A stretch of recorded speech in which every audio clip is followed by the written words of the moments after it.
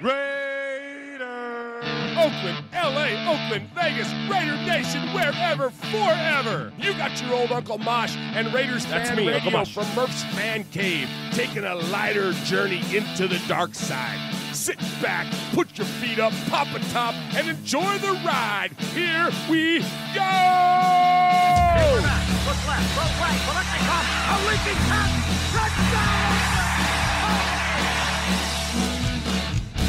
We miss you, we love you, and we'll see you in the Hall of Fame. When you have great coaches, then after you have great coaches, you get great players. You have a great organization, and you tell them one thing: just win, baby. Way up the middle, intercepted Filipiano at the 50, time running down. Oakland football, and I think Oakland victory. The Oakland Raiders have scored on the most zany, unbelievable, absolutely impossible dream of a play. Well, I love this team. I think this team can win. I think this team can win.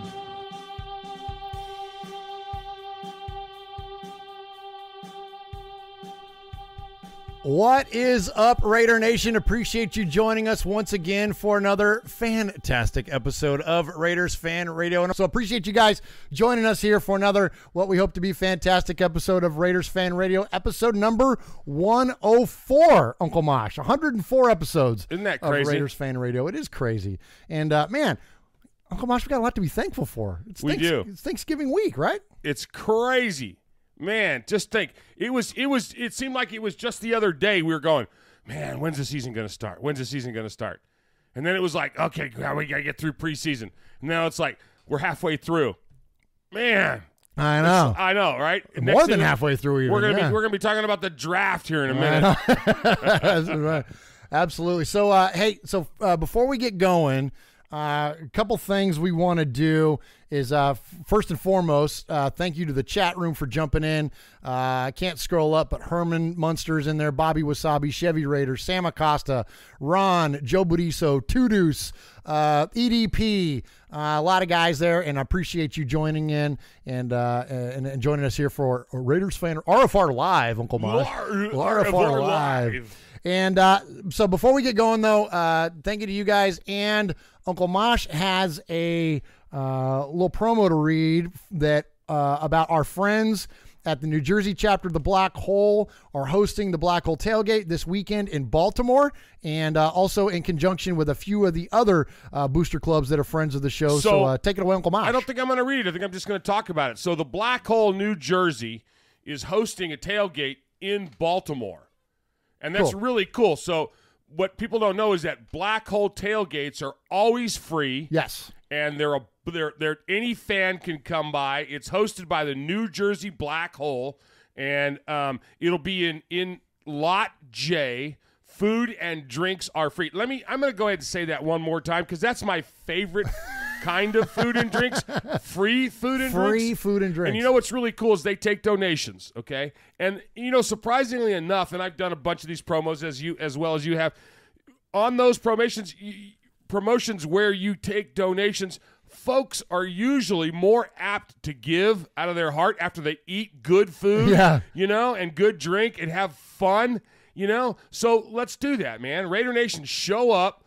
Go to the Black Hole Tailgate in Lot J. Free food, free drinks. Throw them some money. Keep this thing alive. Yeah. And that's going to be a lot of fun. And then also, D.C. Metro Raiders, Hampton Roads, and the Northern Virginia Tailgate are all getting together to do a party. And it's a huge thing. And they're selling tickets for that. Yes. You can go to DCMRaiders.com. That's for DCMetroRaiders.com. So it's DCMRaiders.com.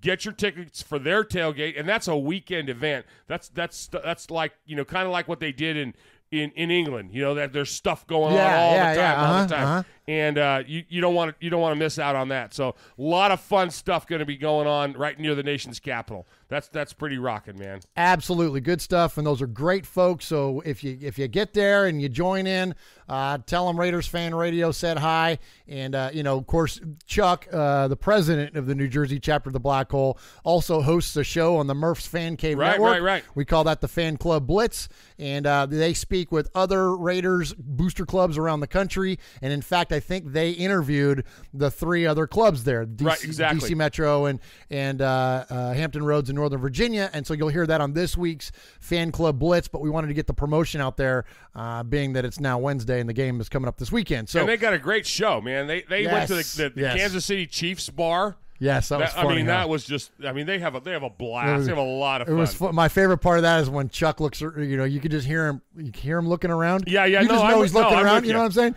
And he just goes, "Eek, it's a bunch of ketchup and mustard in here." It's like McDonald's went all wrong. Yeah. Yeah, fantastic. So yeah, those guys are great, and appreciate the Fan Club Blitz and appreciate the New Jersey chapter of the Black Hole, man. Those guys are awesome, and those other fan clubs as well. So definitely go support what they're doing, and hope you guys have fun down there with them at the tailgate in Baltimore. Uncle Mosh, so I mentioned the Murph's Fan Cave podcast network. On on that network, you can get 3 shows. Right. You get this show, you get the audio version of Mondays with Mikey and Murph, and then you get the Fan Club Blitz. And all of those shows can be found on Apple Podcasts. So you go to your iDevice. Your iDevice will work. iDevice. You go to your iDevice, and what color is that little icon? Purple. It's purple. Click the purple icon there that says Apple Podcast, and search Murph's Fan Cave. MURFS Fan Cave. It's hard to miss. And it's hard to miss, and you will find our show. If you're an Android user, you can go to the Google Play Store, and you can find us in Murph's Fan Cave on Google Play Podcasts, or we have our own app. So you can go to the store, type in Murph's Fan Cave, MURFS Fan Cave, and then you can download the Murph's Fan Cave app and never miss one of those shows. Or you can do what a lot of people are doing right now, Kamash, and that is what? Go to the YouTubes. Go to the YouTubes, man, and subscribe. Hit the subscribe button. We're rocking it. We're getting lots of folks, man. And the more subscribers we get, the more chat we get, the more fans. And that's what we're all about. It's Raiders Fan Radio. The more we get in, we're up to 1,150 or something like that. 1,150 people tune in to watch us. 2 guys with faces meant for radio. It's really cool. Love it. We've been laughing about this because we used to kid and joke and say, yeah, we have tens of listeners. We have over 1,000 subscribers, man. We have viewers now. We have 1,100 viewers. Watch us do stupid stuff. It's crazy. Wait till the off season comes. I've been practicing some magic tricks that have to do with fire. That have to do with fire. Absolutely, because we're going to keep this thing rolling, man. We're going to do Raiders Fan Radio as long as you'll watch us. We'll keep doing it. So, all right, let's go to the contact ad and have Uncle Mosh tell us how you can get a hold of us. Deep breath. All right, boys and girls, pay attention. You got your old Uncle Mosh here with an update. That's right. I got some stuff for you. Take out a piece of paper, a pencil, a pen. Heck, use your pocket knife and carve the info into your dashboard as you're driving down the highway. First off, you need to like us on our fan page on Facebook. That's right. Go to Facebook at Raiders Fan Radio Podcast. Don't forget about the Twitter. You know your old Uncle Mosh, he twits now. That's right. Go to at Raiders Fan Radio. Also, don't forget the Instagram at Raiders Fan Radio. Or what about our website? That's right, RaidersFanRadio.com. Heck, if you want to, you can even email us, show at RaidersFanRadio.com, or call us on the Raiders Fan Radio hotline, 909-345-3346. That's 909-345-3346. Don't forget Murph's Fan Cave on the YouTube, where you can get all the show links like the Fan Club Blitz with Splatterhead and Fitz. Find all our stuff on podcast providers like Stitcher, iTunes, and Google Play. All right, did I hit the time limit? Good. Uncle Mosh, I got a hat. You got a hat. I got a hat. Okay. So one time when Oh no! Hold on. Let me get your shot over here on you. Okay, go ahead. Go ahead. Let me sit back for this one. Okay, so I raised Josh. Okay, Murph. And one time, we were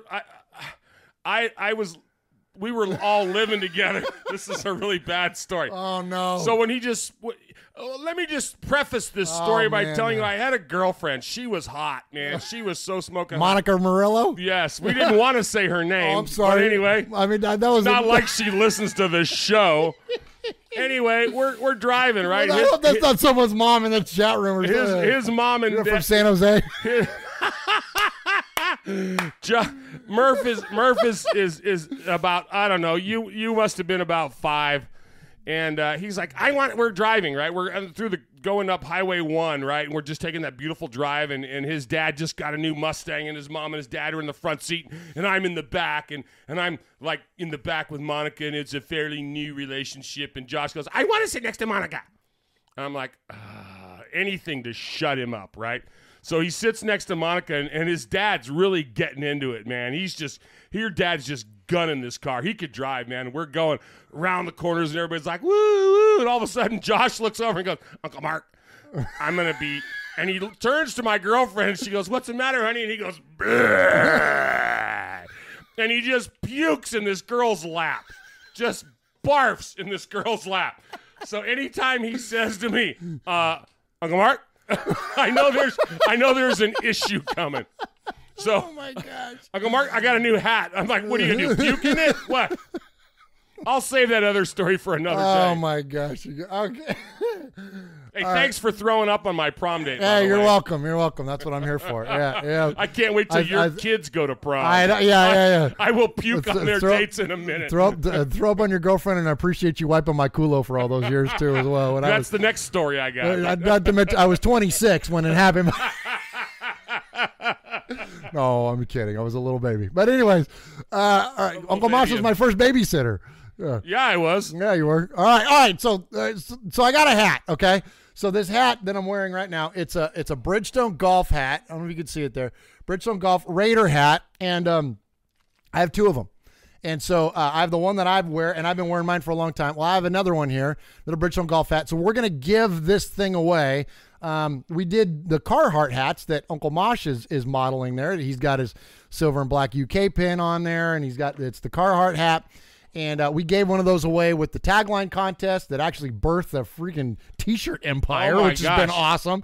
But Emiliano won the tagline contest. Well, we're going to do another kind of contest to give this thing away. So I'm not sure what we're going to do yet. But anyways, look for that coming up soon. All right.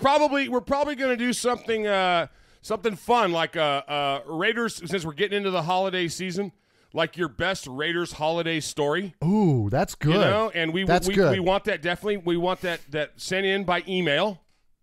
Yeah. Yeah. So your best Raiders. Wow. You know, something to do with Raiders in the holidays. You know, or deal. And hey, we'll give it away for Christmas. We'll give it away at Christmas time. Yeah. Perfect. So we'll do that in the next few weeks. Perfect. I love it. There you go. Awesome. Nice job, Mosh. Thank you. So there we go. See, Show prep. So Uncle Mosh. See, I am thankful for you. And so I'm going to get to our a couple things here that we just want to, you know, on our show, we don't give props, right? We don't give shout outs. We give respect. We give respect. And so I got 2 on my list that I want to give respect to. Actually 3, maybe 4. But anyway, we'll start with this. We're going to start with the listeners. And look, I've probably told you guys this more than you want to hear, but I'm going to tell you again anyways. There's 1,100 of you that subscribe to us on YouTube and like to watch us there. There are multiple thousands of you that listen to us in 50 states and over 80 countries around the globe. That's crazy, that pay attention to this little podcast. And I am so incredibly thankful that you all are willing to spend your time to get on here and to listen to us chuckleheads talk about the Oakland Raiders. It's completely flattering to me. I'm so thankful that that you all are willing to do it, and so I'm just so much thanks to our listeners. It's overwhelming at times. It kind of is. It kind of is. Yeah. So thank you to you all for doing that. So Mosh, you got anything on that? No, it's just true though. It is. I mean, I share with people sometimes. Hey, yeah, you know, my nephew runs a podcast, and I help him out, and And they'll go, really? And I'll say, yeah. And they'll pull up and they go like, you have 1,000 subscribers? And I'm like, yeah, is that good? It's kind of overwhelming, man. It's pretty cool. It's very pretty cool. It's very cool, and so it's just been a fun expression of our fandom, and the fact that you all are willing to participate. I'm just again thankful to you. We're making so many cool friends too.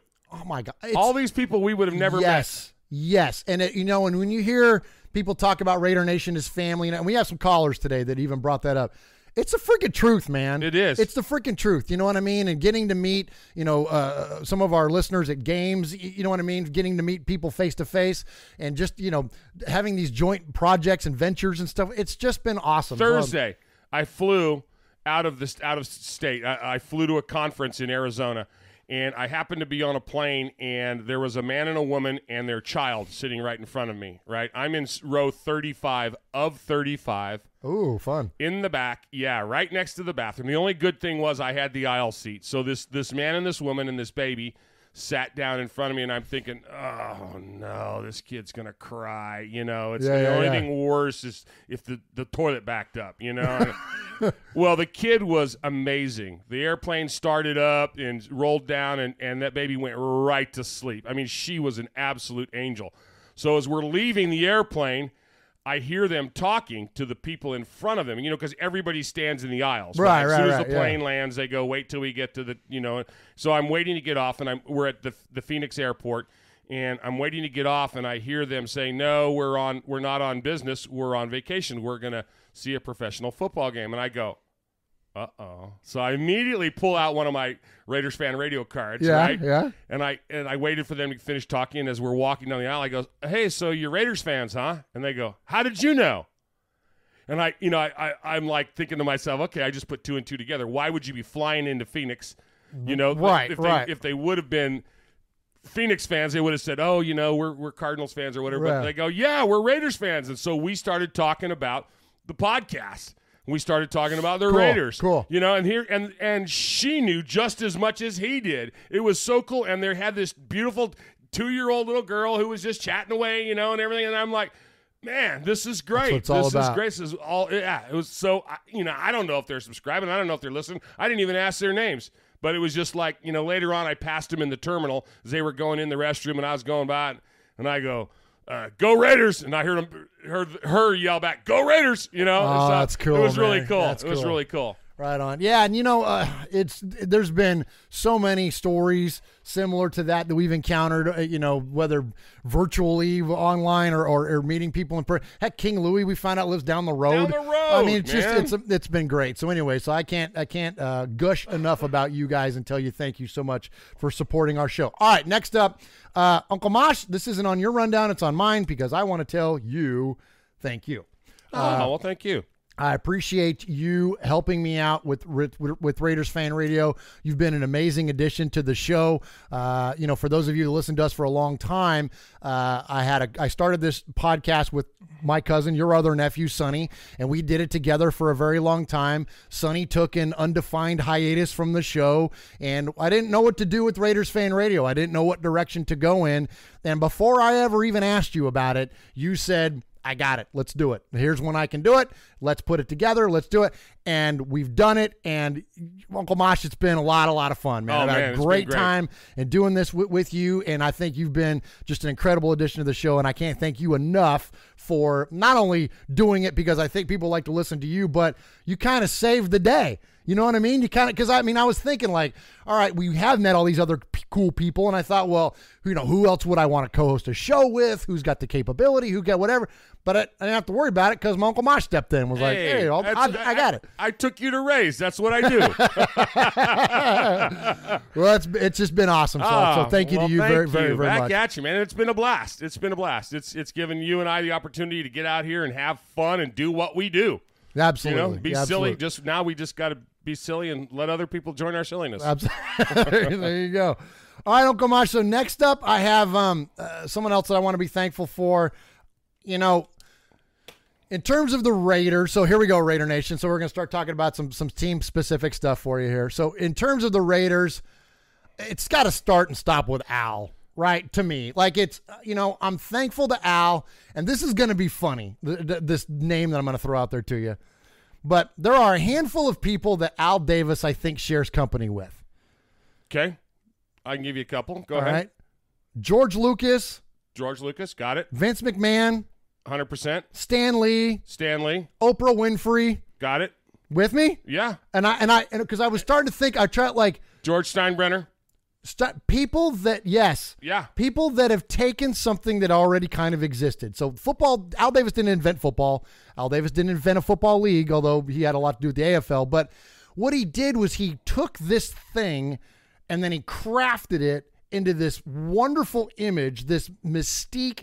He built this entire fan base out of something. It burst out of his head. Now, whether you're a Star Wars fan or not, that's what George Lucas did with the Star Wars franchise. Absolutely. That's what Vince McMahon has done with wrestling. It's what Stan Lee did with comics, and it's what Oprah has done with her freaking Empire. fan base. Sure. I mean, you want to talk about loyal fans. Yeah, Like, yeah. there is no, I mean, like, I like to think we are as Raider Nation. Oprah's fans are, I mean, it's Right, craziness. So what my point is that to have Al do what he did for us as fans, this whole thing is he not only did it all, but then he allowed us, there was something about it that allowed us to be part of it.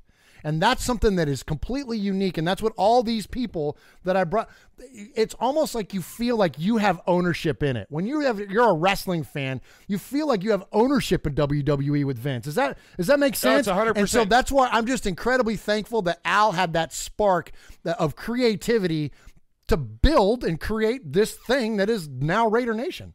You're exactly right. And the idea that they can take an existing product that's already rocking and rolling and then mold it and shape it to fit them as an integral part, almost to say that a necessary part. When Oprah went off the air on a regular basis, television didn't shut down, but she just took it in another way. Still has now she has her own network. You know? When Vince, and she didn't invent the talk show. She didn't Daytime talk shows were in existence. Oh. And then she took it and went. Hello, I grew up watching Merv Griffin and Mike Douglas. My mother made me watch them. But my point is when you get into sports entertainment, wrestling, Vince didn't invent that, but he brought it to the next level. And I think that's what these people that we're talking about take stuff to the next level. Al took fans owning the fandom to the next level, encouraging that stuff. Whenever you watch a WWE event, all those posters and things that you see out in the house, a lot of that are people don't realize, but a lot of that's provided by WWE. They hand a lot of that stuff out. Yeah. Okay. So that, that's promoted. The whole promotion of the black hole. I don't know all the origins of it, but it had to be something that people bought into and said, let's go be part of this. And, and the folks at the Coliseum had to welcome it and open it, open themselves up to letting those people come in and do it. Come on, it wouldn't surprise me if tailgating to the next level was brought at that next level in Oakland.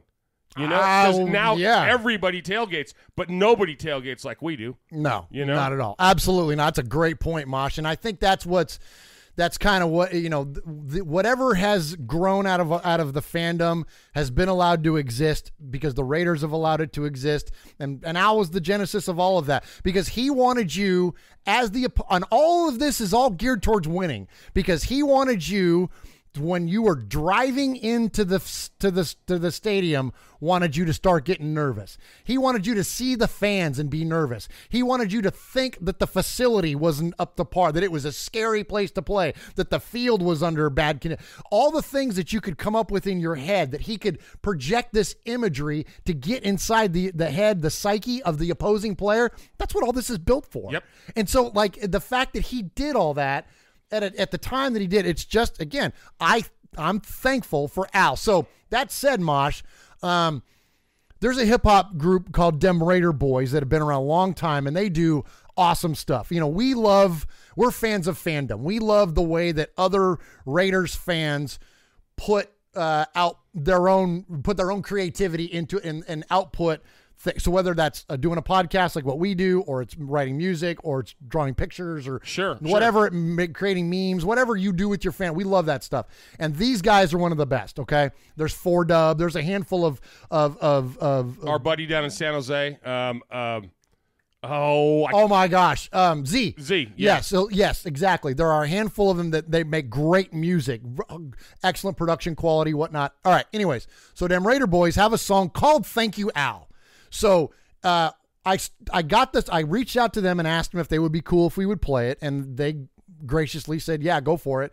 So I want to promote their website. It's RN4 the number 4L online.com. That's RN4L online, which we all know means Raider Nation for Life online.com.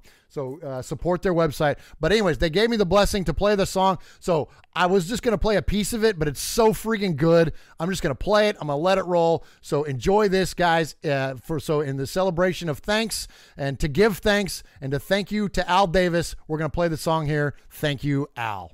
And in Oakland, it was a memorable day for the entire Raiders organization and fans as they honored Al Davis.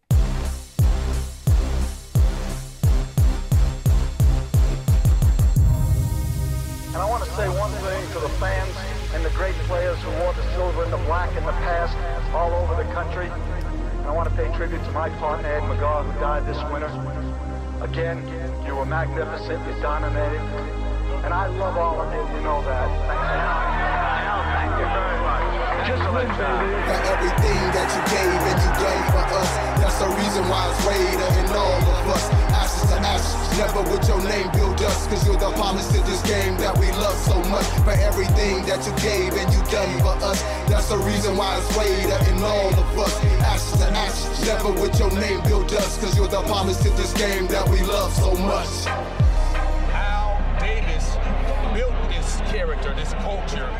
Every time you walk by, I just waited my turn to hear what you had to say about the Raider Nation. Now them days are gone, and them days look long. Thanks for hooking up the NFL and bringing us along. Thanks for thinking out the box and putting other races on. Al D, you did it right, and thanks for holding down the throne. These are words from Don't Even, and I have to let you know that I'm speaking from my heart. Now I can finally let you go. Al Davis, you're a beast, and the nation loves you so. Not only are you a legend, you're an icon, bro. Silver and black is the colors that you rep like a pro. We gon' carry on your legacy, just to let you know there's not a hall big enough that can hold all your fame. Plus you always stay committed, now it's time to go and get it. Rest the Raider and in peace. Al Davis, you's a beast, thanks for everything you done. Now it's time to get some sleep. Generals win wars and politicians make peace. Just win, baby, win and stay committed to say the least. Plus he'd rather be feared than respected. What a G, you can sleep when you die. Say goodbye to the guy, you don't digest, you dominate. And you gotta stay consistent when it comes to football and getting dirty in the trenches.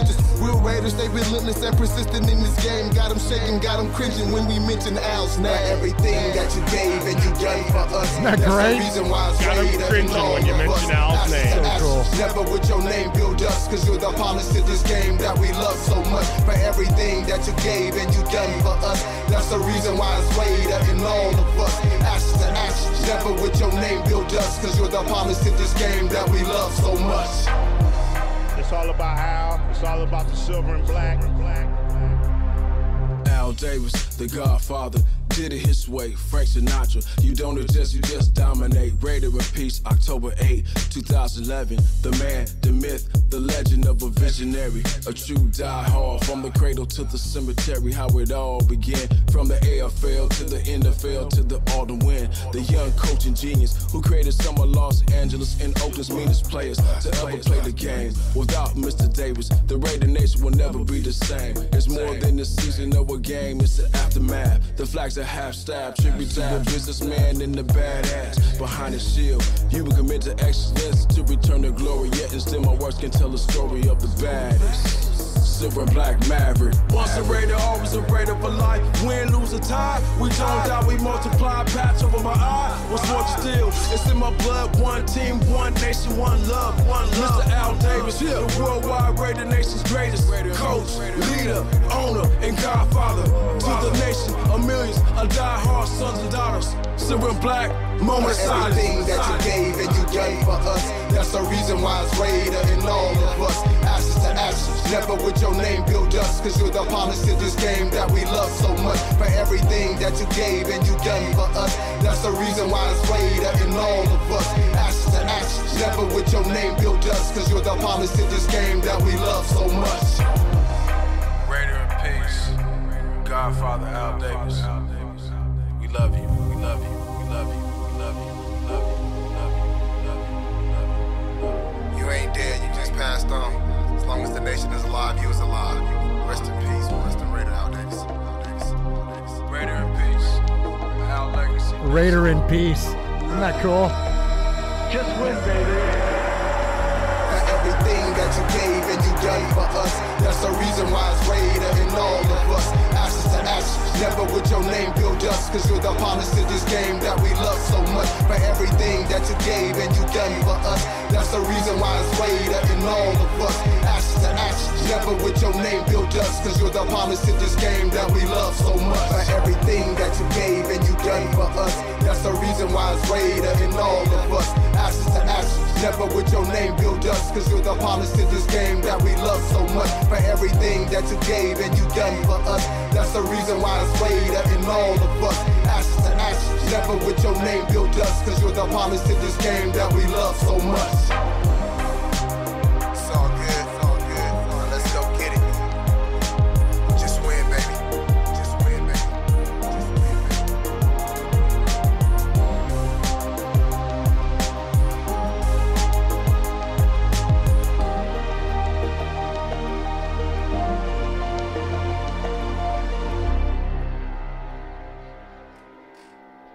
All right, there we go. There's them Raider boys. Support what these guys are doing. It's rn4lonline.com, and you can find their stuff on YouTube and anywhere else. Man, as the kids would say, Uncle Mosh, I think that's a banger. Isn't that great, man? It just so gave good. me chills on my chills. Chills on your chills. And I'm wearing my Al glasses today. You do. I got these are my Al glasses. I found them. They got bling on them. You know, You just need the chain. I'm getting one. You gotta get the chain. You gotta get the I chain. I need a chain. I gotta order me one on the YouTubes or something. Oh, you don't order on the YouTubes, do you? No. But anyway, so thank you to those guys for letting us play that song. Thank you for giving us the blessing to do that, and definitely go check them out, support what they're doing. All right, Uncle Mosh. The other thing, last thing I'm thankful for here before we move on to the next segment, which we're still in the intro part of the show. The last thing I'm thankful for, Uncle Mosh, is a win. I'm thankful the Raiders have won their second game this season. And don't you know, our quarterback, our leader, was fired up before the game here in Arizona. Hey, nothing left to be said. We already talked about everything we got to do. You know your assignment, so do it with everything you got. Whatever you got taught this week, do it with all you got. And we'll see what happens at the end of the day. Because I promise you, you're going to get everything Forrest got every time I take the field. Give me what you got. Let's go. Win on three. 1, 2, 3. Win. Oh, man. Old DC was fired up. Don't you love it? He was motivated. That was awesome. So the game in Arizona was fantastic. What a great finish. Great drive there. Marcel Aitman coming up huge with 2 catches there to help keep the drive alive. And so the Raiders win on the Carlson field goal there, Uncle Mosh. And after the game, you know they were fired up. Thanks for coming out, supporting. Heck of a game today. God is good. Go Raiders. This is how we do it, baby. We coming, baby. We coming. I promise you. Hey, man, Raider Nation takeover, man. We came to Arizona. We came, we saw, we conquered. Yes, sir. Hey, what I told you, it's one of them days. Raider Nation takeover, baby. Let's go. That's game, baby. That's game. Finally got us one, man. Feels great. It was great. We got the win. Excited. We still got to get some more, though. We got us one, man. It wasn't pretty, but we won it, man. That kicker, man, we got him one. Hey, got a dub, baby. Raider Nation. Needed it, baby. Perseverance, resilience, fight through to the end, baby. That's what the Raider way is. Come on, baby. The nation. Come on, let's get it. Oh, isn't that great? Isn't that great? Don't you anybody that had any commentary on the team hasn't bought, they've given up, or they're not buying in anymore, or they're deflated, or BS. Yeah, man. no, you're not going to hear that. Sam Acosta on the chat said it's Wednesday with Mashi and Murph. You're not going to hear that negative stuff on Wednesday with Mashi leave and Mikey Murph. alone. I don't pick on Mikey. But yeah, man, just great stuff there, and it carried on, Uncle Mosh. It carried on buddy. into the locker room with Coach Gruden.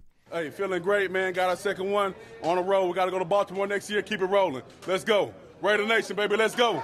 Offensive line, defense made plays, man. Everybody made plays, man. That was a team win. I'm just thankful, man. That's for you, Oakland. Oakland, California. We do not what? That's what the Raiders are all about. All right? This organization is built on a commitment to what? Excellence. And God dang it, we're going to commit ourselves to excellence right down the stretch. I'm so proud of all you guys. You learn a lot about going home after that 49er game with your head in your hands. But what you learned is you're the most mentally tough team in football. And that's going to go a long way. It's going to serve us well. Man, enjoy the wins. They're hard to get in this league. Let's come back to work. Let's get ready for Thanksgiving in Baltimore. God bless y'all, man. Family on three. 1, 2, 3. How about the passion, Mosh? Jeez. Don't you love it, man? Yeah, I do. I do so love good. it. I love it. Man, that's hard to beat. It's hard to beat. You know, it's good stuff there from Coach Gruden and from the rest of the guys there, of course. And of course, everybody's always happy when you win. But man, I'm telling you, that's encouraging for the long-term outlook of our football team for sure.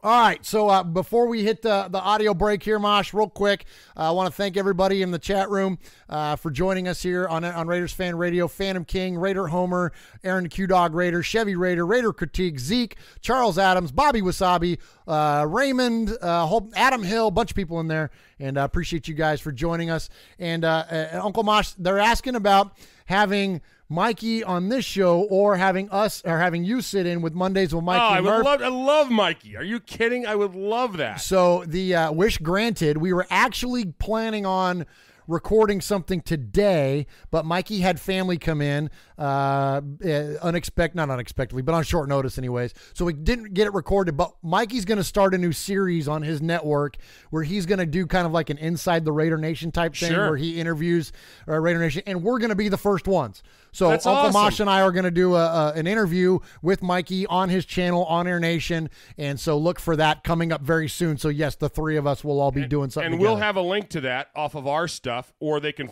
if and when they follow Mikey, and they should, because he puts out some great products. Yes. They can get to that, and they'll see it. That's coming up real quick. Absolutely. Hey, this is Pete Koch, former Los Angeles Raider. Yeah, back in the old days, baby.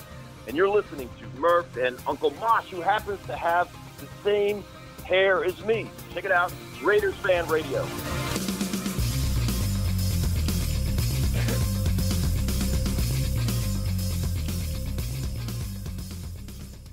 Hey, yes, that was a god dang it by Coach Gruden there. That's right. I'm telling you. Q-Dog called that a Murphism.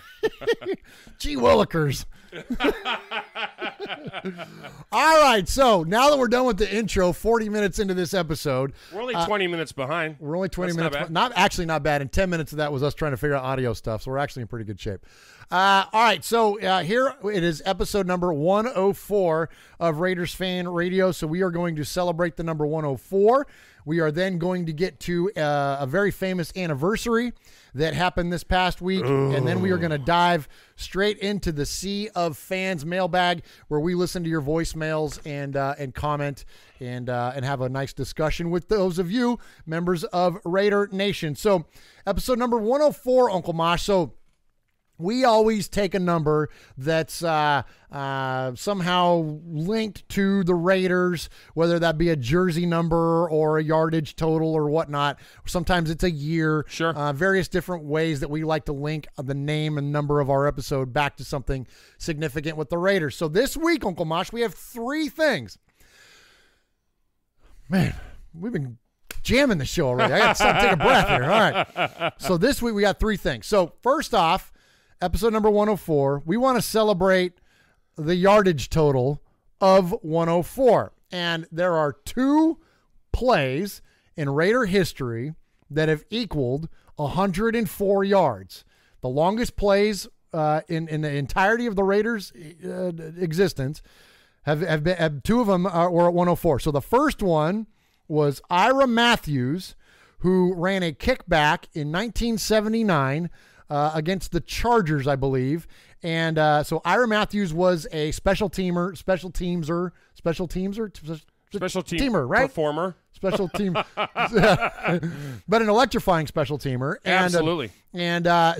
So Ira ran a kickback for 104 yards, and there's not a live call of Ira running the kickback, but even better, I found some audio of Ira Matthews on 97 ZOK, the Steve Shannon Show in Rockford, Illinois. So shout out to those guys. Yes, an interview with Ira. And so it's Thanksgiving. We've just got done talking about all the things we're thankful for. And Ira talks about being thankful to Mr. Davis. Wow. Come on, Ira. I was fortunate enough to get drafted by the Oakland Raiders. Mr. Al Davis understood football. It's 3 phases, defense, offense, special team. And the great Ray Guy just got inducted into the Hall of Fame. First punter ever. We have Joy Blanda, first kicker ever in the Hall of Fame. I don't think I'm going to be in the Hall of Fame, but I am in the Rockford Public School District 205 Hall of Fame. And, you still hold a Raider record? Why? Well, yeah, I still hold a Raider record, and it's great to have been drafted by the Raiders, and I appreciate every day how much they continue to do in my life, and it changed my life and my family's life forever.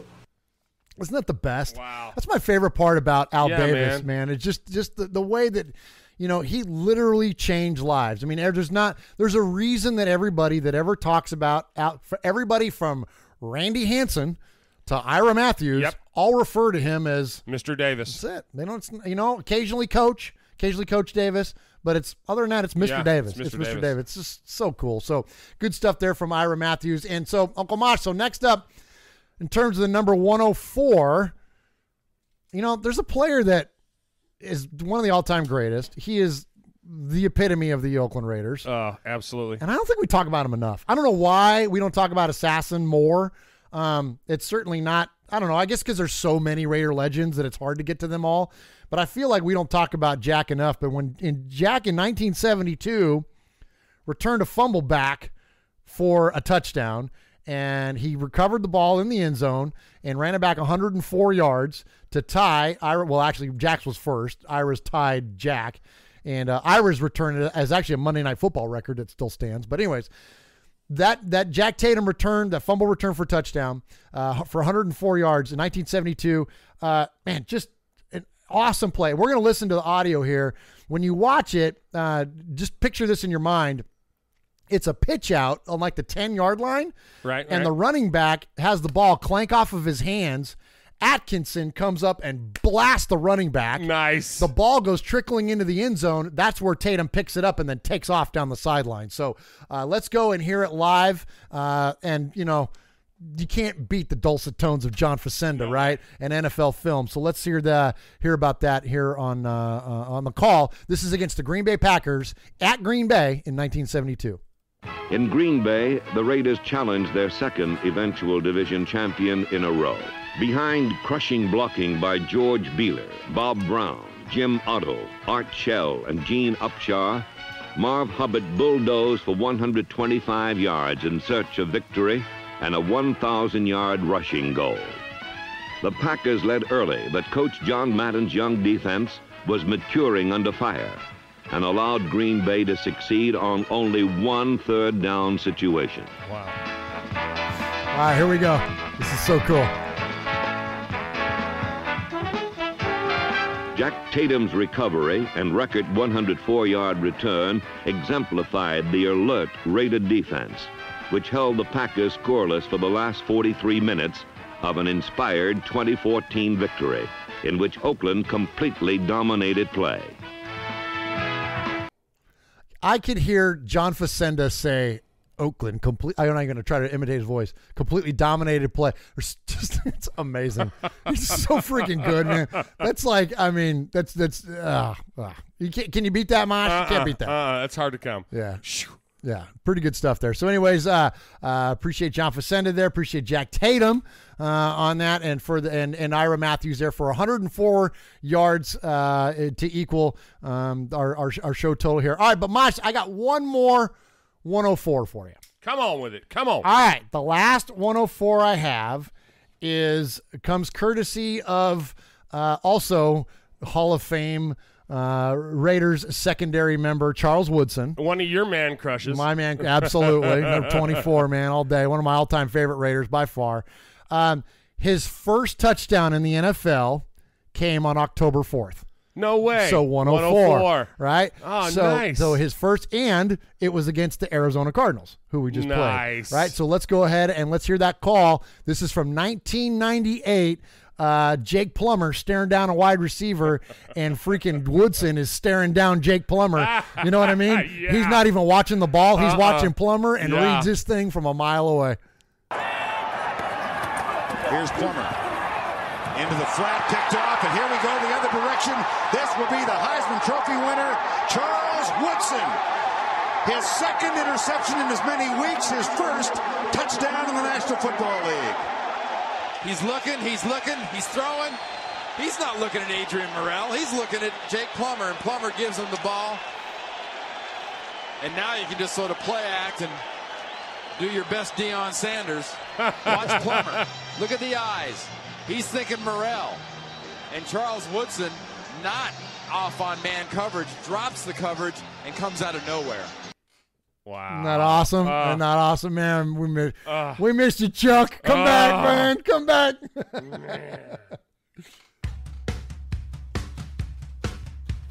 Hey, everybody. This is Johnny Spencer from the punk rock band Stringer, and you're listening to Raiders Fan Radio with Murph and Uncle Mosh.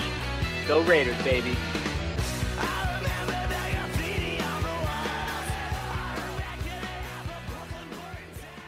How about the hashtag going on in the chat room right now, Uncle Mosh, is cut the Nelsons.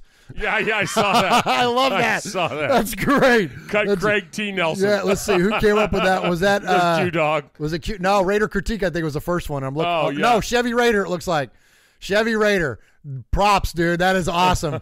Great job. Cut the Nelsons, man. Yes. Get rid of them both. Yes. There's no love for either one of those guys right now. All right, Uncle Mosh. So, a big week for the Raiders in terms of celebrating history in that, we talk a lot about the past of the Raiders, and that's one of the things that we do here on Raiders Fan Radio is that we love the history. We love the mystique of the Raiders, and we've talked a lot about it already. And one of the things early on in the Raiders' existence that kind of kicked off the mystique of the Raiders was getting a game that had a name, right? The Raiders are famous for their games with names. We name everything, though. We name everything. We got, Ghost to the Post, and I mean, we have the best nicknames in absolutely in all of football. In all of football, yeah, absolutely. In all sports, probably. Absolutely. So Ghost to the Post, there's the Sea of Hands, there's the Immaculate Deception, the Holy Roller, the non-fumble, there's, the Tuck Rule. I mean, there's a lot of games that we have that are named. Now we have the index card game even, right? Yeah. So we have a bunch. But really the first big one was the Heidi Bowl. So the Heidi Bowl was played on November 17th, 1968. So this was the 50-year, did I do the math right? Yep. The 50-year anniversary of the Heidi Bowl. And so for those of you that don't know, the Heidi Bowl was a game that was played between AFL rivals, the Jets of New York, and, of course, our Oakland Raiders. And at 7 p.m., NBC, who was who was at the time televising the game, was under strict orders to cut away at 7 o'clock and show the TV movie Heidi. The premiere of the TV movie Heidi, right? And the Raiders ended up scoring 2 touchdowns in 42 seconds. Under a minute is what I remember. Under a minute. And scored and ended up beating the Jets. So because at the time the Jets had a lead in the game, so the final score was 43-32 Raiders. So all that stuff is really cool, right? And everybody's pretty well versed on that story. But don't you know, Uncle Mosh, that, you know what? Oh, here it is right here. Don't you know, Uncle Mosh, we have a segment on our show called The Black Hole of the Internet. Right. Where sometimes we'll dig into a subject even deeper than what the surface level of the story is. And so because I found something pretty fun on that, let's go ahead and let me hit the button. Murph's Black Hole. Here we go. Murph's Black Hole of the Internet. A journey that begins where everything ends. Okay, so for those that missed the game, now the people on the West Coast still got to see the game, and of course the people in attendance got to see the game, obviously. But outside of that, no one else got to see the game because the game was being managed from a TV station on the East Coast in New York. Right, and remember, this is prior to the internet, so we had to wait until the 11 o'clock news or 10 o'clock news, depending on where you're at, to find out who won the game. Yes, you know, absolutely. So, yeah. There was sports talk radio hadn't been invented yet. Hadn't been invented yet. You know, exactly. I mean, we weren't the global society that we are now. You had to sit through Heidi. Come on. All right, so little known fact, Uncle Mosh, we can blame now the New York Rangers. What? Yes, for the game getting cut away and for the Raiders' victory over the Jets not being televised. So there's an unnamed vice president of NBC Sports, okay? This was the guy that called the shot on the transition to Heidi at 7 p.m. This was his job. Wow. The movie was being put on by Timex, who at the time bought the rights, the advertising rights during the movie. So it was an exclusive thing, right? Sure. And they paid $700,000 in $1968 to have this movie shown. So being that Timex gave all this money to NBC, it was like, this is a hard chop. We are going to Heidi at 7 o'clock. But this guy at least had the wherewithal, the guy that called the shot, to stay at home and watch the game to gauge when he could leave his house because he had New York Rangers tickets. So back then, it took about an hour to play a half of football. So at 6 p.m., he looks at the TV, sees that the game is in halftime, and says, okay, I can leave. I can now go to my Rangers game. So he left to go to the Rangers game. He gets to the Rangers game. It's starting at 7 o'clock. And as he goes into the Rangers game, everybody, all the New York fans, are on their transistor radios listening to the radio broadcast of the Raiders Jets that's still being played. Oh. So this guy, the one guy that could make the call to say, don't switch over to Heidi, was at a New York Rangers game and couldn't make the call. So if it wasn't for that guy having tickets to the New York Rangers game, he would have still been on staff long enough to be able to make the call. So there we go. That's why we hate the Rangers. That's why we hate the Rangers. That's why all good Raiders fans hate the Rangers. That's right. And that's especially, and we hate the damn Jets still too. To this day, huh? That stinking Joe Namath and his Fu Manchu and his guarantees and all that garbage. But anyways, there's something fun for you guys for the Heidi game. Little known fact there, and there you go. It's kind of info you get from us here at Raiders Fan Radio. Oh wait, let's listen to the NFL films, and then we'll get to the Sea of Fans mailbag. Yeah, please. It was the 11th week of the season, and the New York Jets, under the command of Lord Fu Manchu Joe Namath, were in the Oakland Coliseum. It was a battle between the two most explosive teams in professional football. Perfect execution like this tight end screen to Billy Cannon for a touchdown was the standard.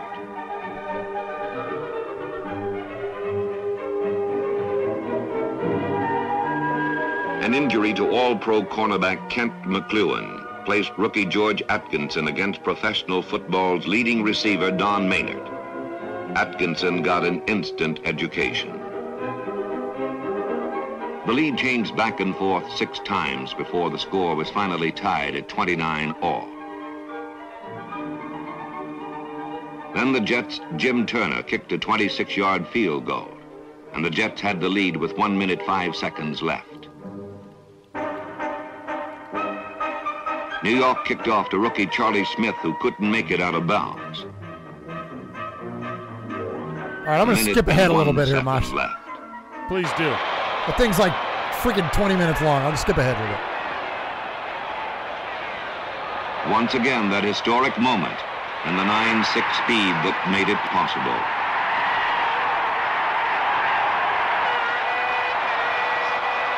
And still 42 seconds left. Mike Eischeid kicked off. Earl Christie bobbled it. Then his own man, number 30, ran into him, and he fumbled. Preston Reitelhuber pounced on the loose ball in the end zone, and the Oakland Coliseum became an enormous secret love-in called the Heidi Bowl.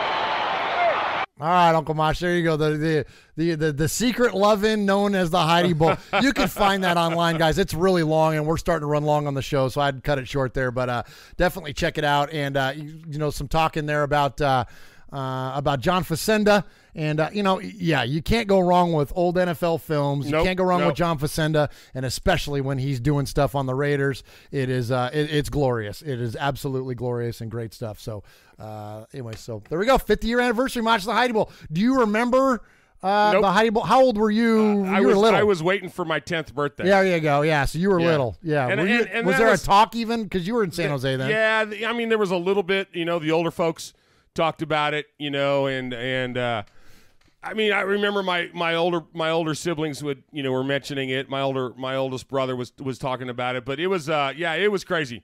It was nuts. It was nuts. And it wasn't until later I got into my teens that I started really getting into football and really got the reference to it, and I remember it happening and everything, and I don't remember if I sat through Heidi or not. I probably I don't think so. Did Grandma Jenny make you watch that thing? I might have had a little crush on her, but that's Jennifer Edwards, who played Heidi, daughter of famous director Blake Edwards. Yeah, absolutely. Yeah. Did you know that? No, I didn't. Thanks for sharing that. Yeah, well, I could have been black on the internet too. I learned that today when I was Wikipediaing this thing. I was cracking up on the chat though, because whenever we mention.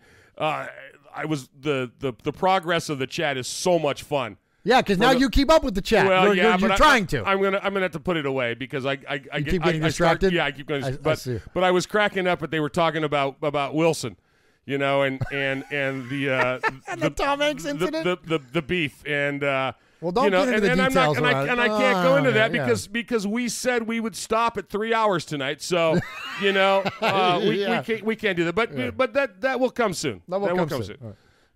It happens. It happens.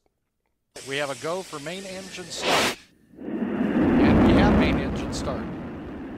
2, 1. Booster ignition and liftoff of Discovery. Hello, I'm astronaut Jose Hernandez, and you're listening to Raiders Fan Radio.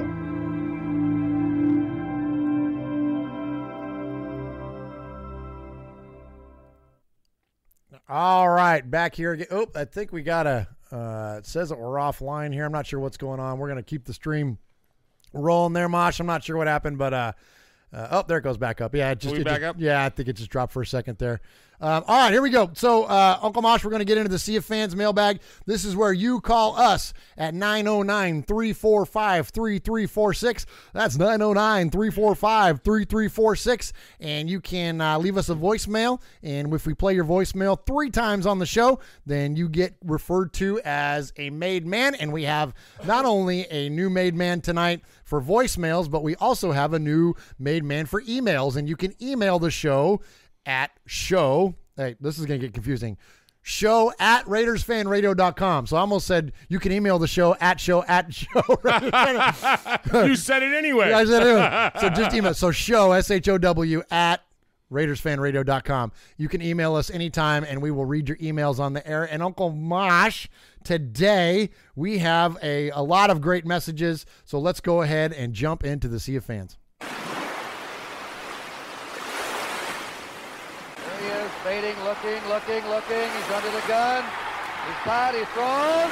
It is.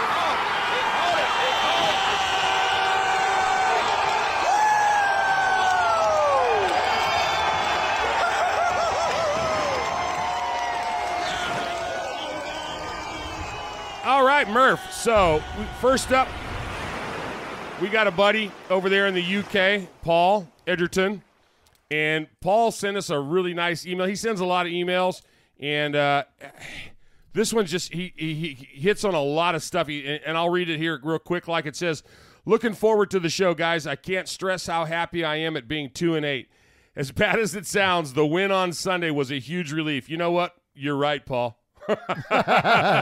When the Cardinals went up 21-20, I felt as low as a rattlesnake's wedding. But the guys showed real spirit, and DC got the job done. I don't care that the Cardinals are a poor team.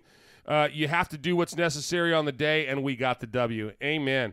He also says, I was happy to see DC and Coach Gruden exchanging views as it keeps the passion and a will to win high, as long as it's done in the right way and put it to bed afterwards. Absolutely. I couldn't agree more. We're going to talk about that a little bit later. Yep. He also says, and this is something that you and I have talked about and agree wholeheartedly. I'd like to add my best wishes and thoughts to everyone on the West Coast that's been affected by the wildfires. The reports have been heartbreaking. It's a real hell on earth, and I hope that things can improve soon. Amen, Paul. We totally agree with you and send our thoughts and prayers out to all those as well. Murph, the Hansen tapes are award-winning, my friend. Truly astonishing stuff. Anybody that hasn't checked them out yet really needs to do so, and I agree. The Hansen tapes are phenomenal. He finishes his email with, I'm clinging on to happiness until 5 minutes before kickoff in Baltimore. So have a great Thanksgiving, Raider Nation. Raider for life, Paul Egerton, and he's out of Shropshire, UK. Awesome. So good job, Paul. Thank you so much for that email. Uncle Mosh, do you know where Shropshire, UK is? I do not know. I don't know that I've ever been there. It would be, let's see if you follow me on this. It would be the Mississippi of England. Not in terms of like, geographically, it's in the south central quadrant. Yes, because it is just west of Birmingham. Oh, see what I did there? Oh, just like our Mississippi. It's like is west of Birmingham. So it's just west of Birmingham. So Birmingham, England, and it's just west of that. Fantastic. So pretty cool there. So thank you to Paul for reaching out to us and hitting us with an email. And good stuff. So again, you can email us anytime. show@RaidersFanRadio.com. That and the phone line 909-345-3346 are the two absolute surefire ways to get a hold of us. We try to respond to all of your messages. I try to respond, Mosh, to YouTube comments and Facebook messages, but there are so many different ways to get a hold of us because of all the social media and all the platforms we're on that it's really tough for me to get to all of them. So just know this, though. If you call us and leave us a voicemail or if you email us, those absolute slam dunk get to us every single time. All right, so next up, we're going to go to Made Man. We're going to go to Ron in Ohio. Hey, what's up, guys? It's Ron. Just want to start off saying thanks for the show. Really appreciate all the hard work you guys put into this, and echo what Emiliano said last week, man. It's nice to be in touch with actual other fans and be able to talk to them. So want to wish everybody a happy Thanksgiving, and thank you guys for what you do.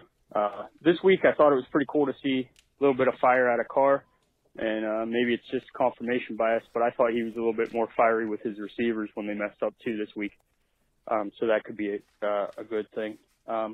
The other thing was, I think slipping down the draft board a little bit, besides the fact it's a win, and that's great, is kind of nice. I think if we had that number one pick, I'm almost worried that Gruden might be more apt to take a quarterback there.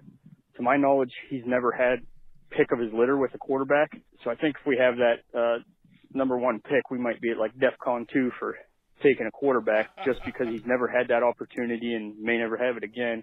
And I guess the counter argument to that is this is the closest he's had to having his pick of the litter with a quarterback, because he got to pick the team that he wanted to coach with in some respects. But I'd like to see Carr stick around and turn this thing around. And then I kind of had a question here. I think Gruden picked for need rather than best player available all last draft. So if that is the case, if he's going to stick drafting for need or in free agency, what's your opinion on our number one single biggest position of need, either in the draft or free agency? So, all right, have a good Thanksgiving, everybody, and thanks for all you do. Have a good day, guys. Bye. All right, appreciate Ron calling in there. And first, Uncle Mosh, I forgot to mention, when we go through all these voicemails, you now are going to award someone. Oh, yeah. The Sizzler. That's right. So we're going to take one. Uncle Mosh is going to pick his favorite voicemail and award the Sizzler. Okay, so Ron had the question there at the end, Uncle Mosh. Great call, Ron, as always. What position of need do I think, or we think, that the Raiders should address? And, you know, I've been harping on this position for a long, long time, and I'm not going to stop until we find a viable solution for it. And that is linebacker, and more specifically, inside linebacker. And when we look at the lack of attention that our general manager or the team as a whole has paid to that position, it's kind of surprising to me. You know, once upon a time when Ken Norton Jr. was our defensive coordinator, he was an inside linebacker. Reggie McKenzie was an inside linebacker. Our coach, Jack Del Rio, was an inside linebacker. We had all these inside linebackers and all of these guys in the office, but none of them playing. And, I don't know why they felt that they could just address it in lower rounds and then coach guys up. I'm not so sure, but at the end of the day, we really haven't had effective linebacker play in the inside, not only by one player or even by unit, since like Kirk Morrison, man. Like, it's been a long time. So, and I know we tried with Rolando and that didn't work out for a handful of different reasons, but we just really, especially during Reggie's tenure, we just haven't addressed it. So, and we look, frankly, at what he's done. You know, he drafted Markel Lee, and that's, Markel Lee's been a nice player. I like him. I root for him, but, he's not setting the world on fire. Nicholas Morrow, they signed as an undrafted free agent in 2017. McKenzie selected Miles Burris in the 4th round with his second ever draft pick in 2012. That guy's not in the NFL. He's also drafted Nathan Stupar, C.O. Moore, Ben Heaney, Narian Ball, Corey James. None of those players are with the Raiders anymore, and only Stupar and Heaney are even on rosters. He hasn't selected a linebacker in the 1st or 2nd round of the NFL draft ever, and only ventured once to get close, and that was in the 3rd round when he picked C.O. Moore. He stuck to this philosophy then this last year, drafted Azim Victor in the 6th round, but I don't see Azim Victor running around for the Raiders playing inside. So I think it's just time. I think if Roquan Smith is still on the board when the Raiders draft this year, where we went with Colton Miller, I think if Roquan is on the board still, maybe then there's an opportunity to pick him there. I thought in the Conley draft, with all the linebackers that were around then, they would have addressed it then. But anyways, Ron, that's a long answer to your question, but the bottom line is this. The Raiders have just not addressed linebacker with any effectiveness over Reggie McKenzie's tenure as our general manager. What do you think, Mosh? I agree. It is, and that's the easy, cheap way to get out of that conversation. But it is true. We really need it. We don't have that guy that's going to be there day in, day out. That's bought into the system. That's going to be there for us when we need a leader. Him. A leader, a field general, right? Which is what a middle linebacker is, right? It's got to be that guy. It's got to be that Butkus. It's got to be that, Well, and I know the days of that type of player, that's changed in today's NFL a little bit, but still, you know what I mean? And especially when you when you look at those Bears, you mentioned Dick Butkus.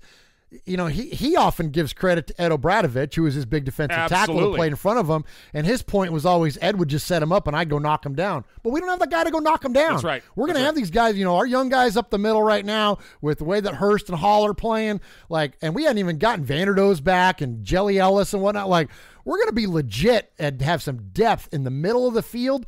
We're gonna need that field general to come and knock him down, exactly. man. I just think that we're gonna need that kind of a player. So, great question, Ron. That's my son's phone going off over there. That I'm gonna go grab that. Pick us up here, Uncle. You keep going. I got it. All right. Thanks, Uncle Maj. My son has a chicken alarm on his phone to let him know that he's got to go downstairs and plug it in, and he left it up here, and so now there's a chicken alarm going off here in the fan cave. Oh my gosh! All right, so next up, let's go to another email. We're gonna hear from our buddy Kev in Scotland. Let's see. Well, since Uncle Mosh is over there turning off the chicken alarm, I'll go ahead and read the email from Kev in Scotland. All right, so Kev says, "Hey Murph and Mosh, feels good, doesn't it? Another win and hard-fought, gutsy win, no less. Just wanted to reach out and give some thoughts on the game and where we are as a team and organization. Thank you, Uncle Mosh, for turning off the chicken alarm over there. I got to tell you, All right, go ahead. I turned that off in true Uncle Mosh fashion. I didn't know how to do it, so I threw it out the door. So I think it's got that unbreakable thing on it because it's tumbling down the stairs right now. Is it really? Yeah, Okay. I just chucked it. Okay. It wouldn't shut off. It was getting louder. It was like looking at me and stuff. It was telling me to swipe right. I don't know swipe right. What is this, Tinder? Why do I know Tinder? Okay. Because you teach high school kids. Exactly. Oh, my gosh.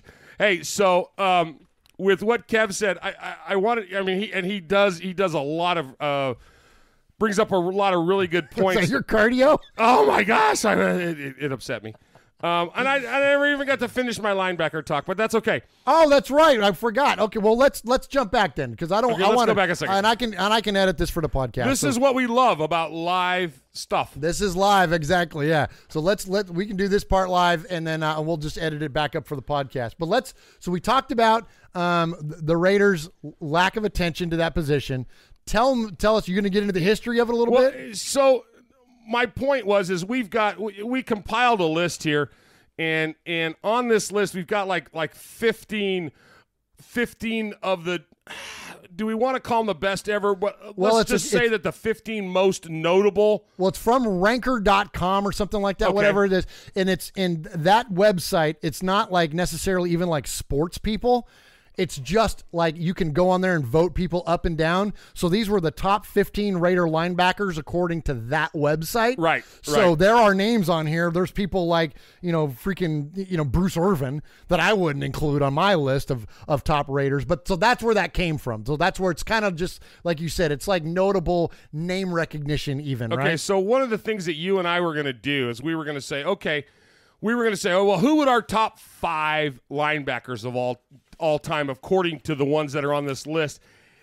I couldn't do 5. I couldn't really, and I'll tell you why. Okay, because I was going through and whenever I get to have to do things in 5s, I always go, okay, well, I'll just pick my 3 no ways, my 3 definites, and then I'll go from there, and then I'll add to it. All right.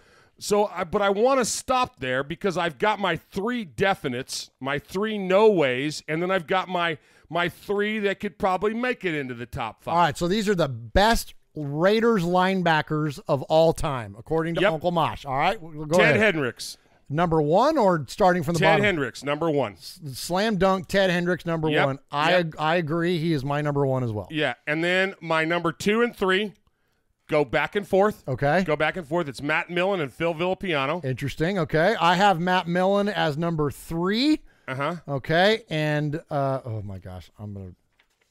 He's been a guest on our show. Yep. I don't have Phil on the list. Well, I don't have Phil on my top 5 list. And I'll tell you why. Okay. Because so I got my top 3, right? I got my Ted, Matt, and Phil.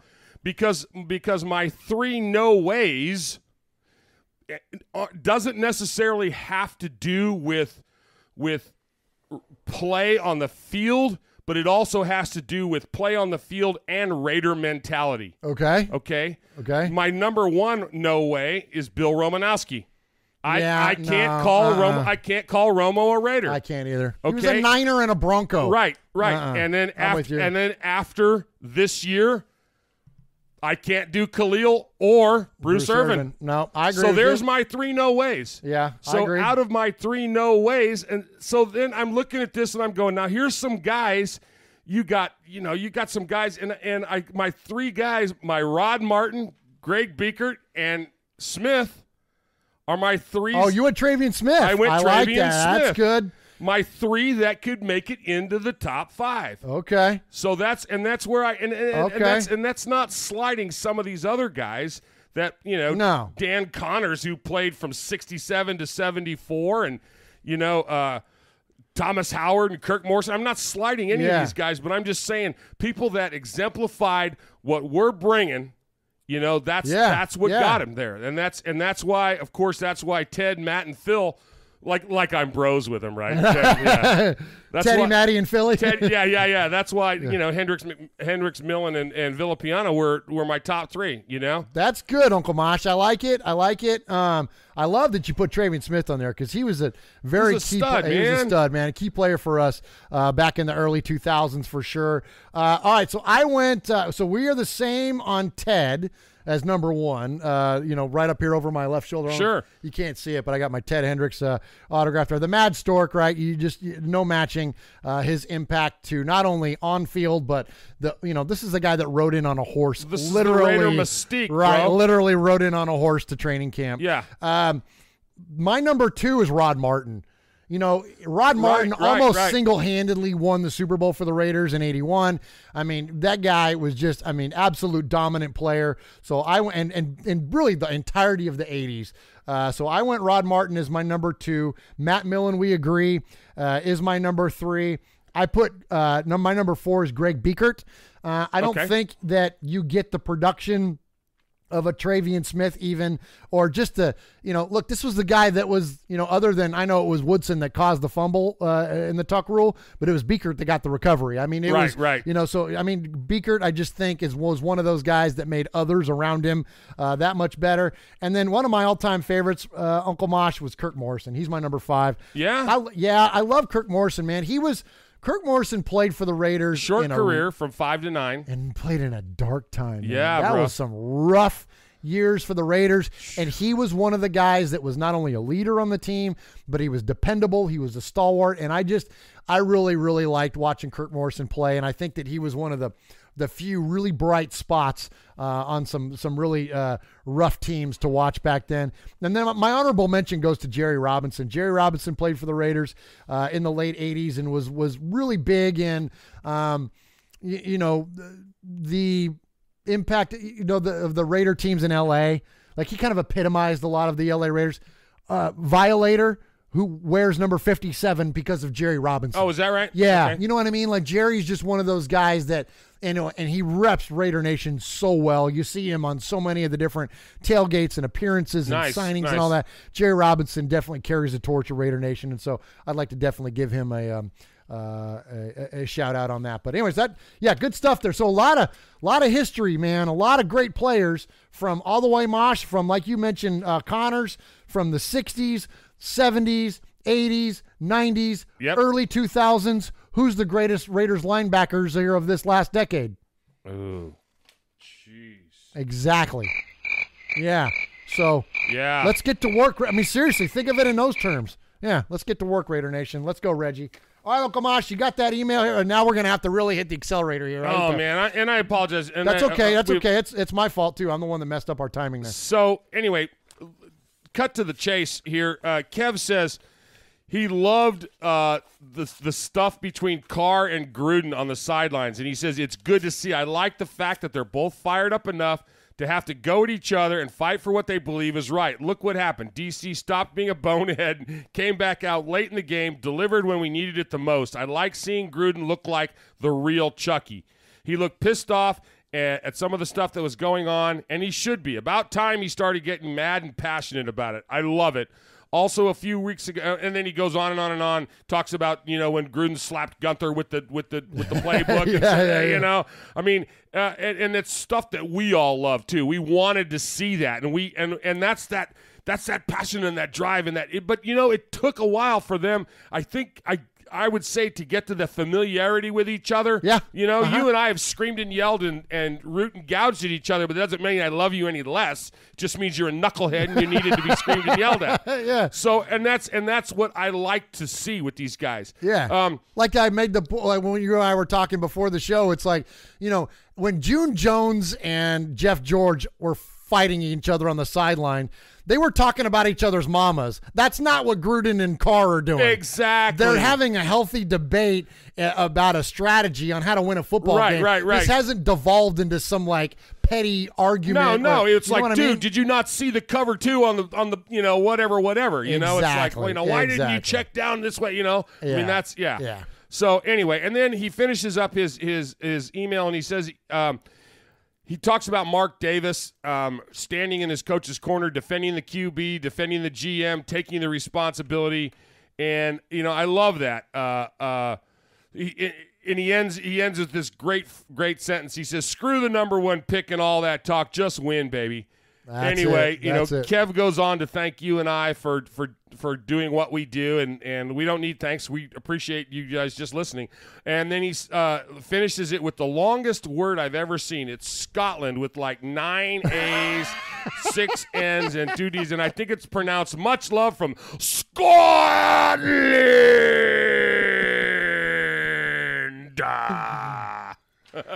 There we go. Good job. Thank you, Kev. Appreciate the email, my friend. And so, Kev, you are now a made man via email. Sweet. Here on Raiders Fan Radio. And Uncle Mosh, we have another new made man this week. And that's going to come we're going to go from Scotland to Kentucky. And we're going to hear from our buddy, Jesse. Hey, Murph. Uncle Mosh, this is Jesse in Kentucky. I'm watching episode 103. Congratulations again. I love the Randy Hansen stuff. That was awesome. Great job on that. I'm calling in because, I'm not trying to be a thorn in anybody's side. I'm not trying to give anybody any pushback. I'm just offering a different analysis. So, example, like John Gruden's contract, right? I don't buy into that. It's not the fact that I don't believe in it or I don't believe the fact he's going to be there. None of that. My argument was this. John Gruden, he is going to have to sacrifice so much, and is right now. That's why the number is high. And the reason I call you guys a show is because the report. You guys actually engage with the people calling in, and that is why I call in because, I'm analyzing something. So I'm trying to create, like a different narrative, get you guys to respond to it to maybe change the narrative of the mainstream, man, because, if you watch that crap, it's all doom and gloom, buddy. Come on. It's terrible. That's just me. As far as, agreeing with the decisions of the organization, that's having passion. You know what I mean? Like, we can agree with the great things, we can disagree with the good things, or whatever the case it is. We're not always going to fall in line with the direction of the organization. Case in point, I hate the fact they're moving to Vegas. Like, I grew up on the outskirts of Sacramento. I live in Kentucky now, but I've lived in, Kentucky since 2001. I grew up on the outskirts of Sacramento, my whole life. I never seen the Raiders win a Super Bowl because I was like 4 when they actually won it, like in '83. This is all I know. And unfortunately, we was once the most winningest franchise in NFL history. I want us to get back to that glory. And I thank you guys for everything you guys do. And like I said, you guys are the only podcast or whatever this thing is called, because I'm not connected online or any of that stuff. But you guys are the only forum that I have found that really engages with their fans. And for that, thank you. You know what I mean? Because you guys give the voice to the voiceless. And through that, it's a chance for us as people to come together, as fans and analyze what is actually taking place and not buying for the mainstream, populist notions of, well, $10 million can't guarantee you a win or whatever, because that's horse manure. And I think we all agree with that. John Gruden is busting his butt as best he knows how. I just don't have to agree with every decision that's made. I don't agree with a play call sometimes. But, in retrospect, neither does he. It just is what it is. But I love you guys. And it got him.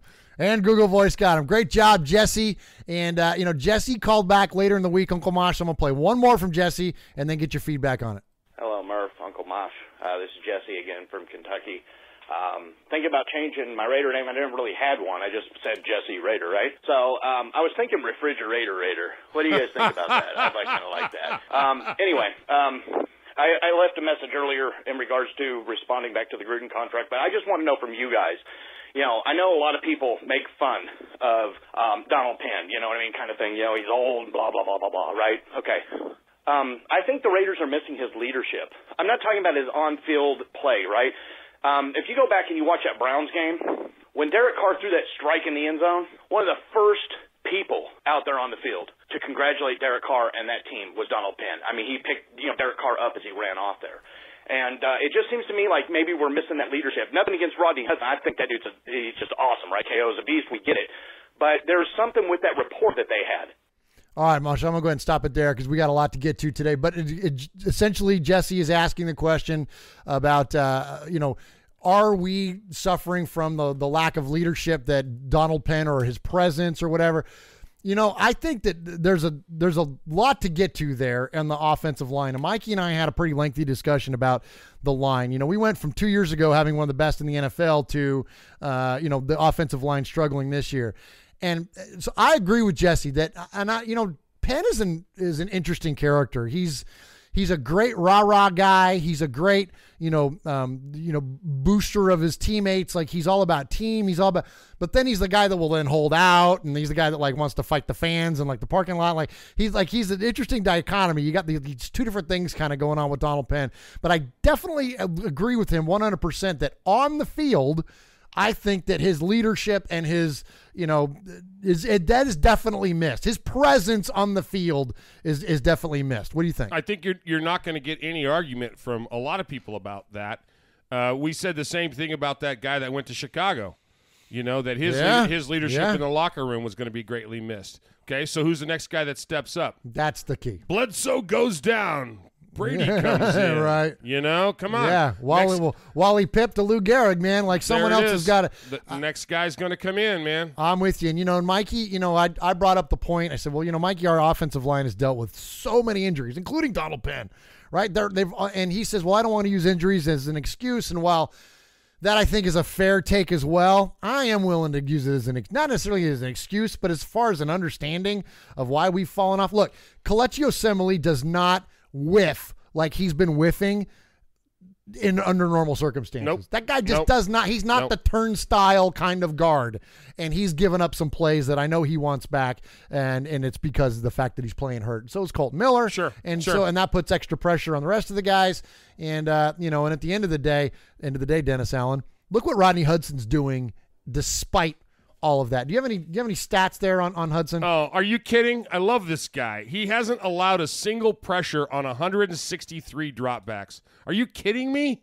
Are you freaking kidding me? He's the only offensive lineman with 100-plus pass block snaps of 2.6 plus seconds to allow, ready, 0 pressures this season. Unbelievable. The guy is a stud. If they could bottle this guy, I'm telling you, man, he is the guy's Hall of Fame material, and I'm calling it. And you don't call that a lot on a center. Yeah. Yeah. This guy is something special. He really is. We are looking at all these big names and all these big contracts. This is the guy we need to be looking at. Yeah. This is the guy you break the bank for. This is our unsung hero right here, brother. Agree. This is totally him, agree. man.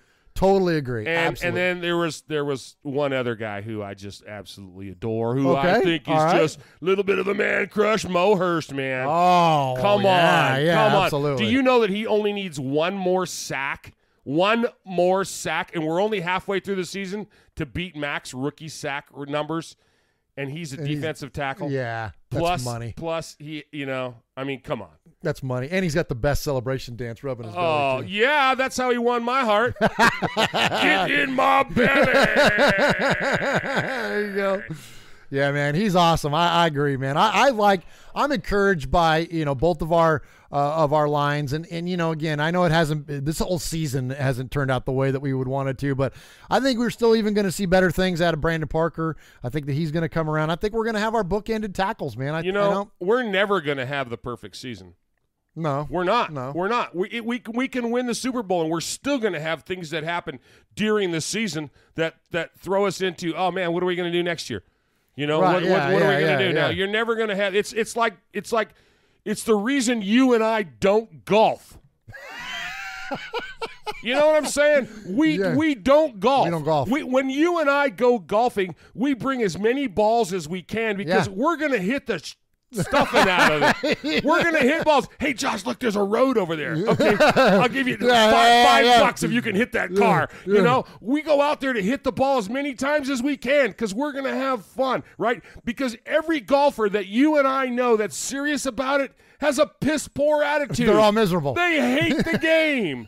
Hey, how'd you shoot? Oh, I shot a 19 on the front nine. Ah, damn it, I should have had an 18. Yeah. Come on. Yeah. They're never happy. They're never, ever happy with their game. Well, you know what? I'm happy with football. I'm happy being a Raiders fan.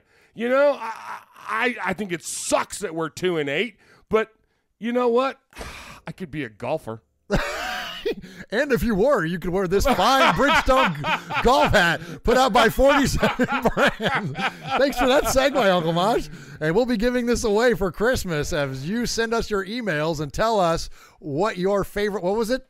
what was the holiday Raider story. Tell us your favorite holiday Raider story, and we'll send you that Bridgestone golf hat. All right, Uncle Mosh. So Kev in Scotland and Jesse in Kentucky, congratulations. You are now both made men here on Raiders Fan Radio. You are a made man. You showed you are part of the family by participation. By chance, a man like yourself should make enemies, then they would become my enemies. Showing you are a friend of Raiders Fan Radio, you have leapt across the line. Friendship is everything. Friendship is more than talent. It is more than the government. It's almost equal to family.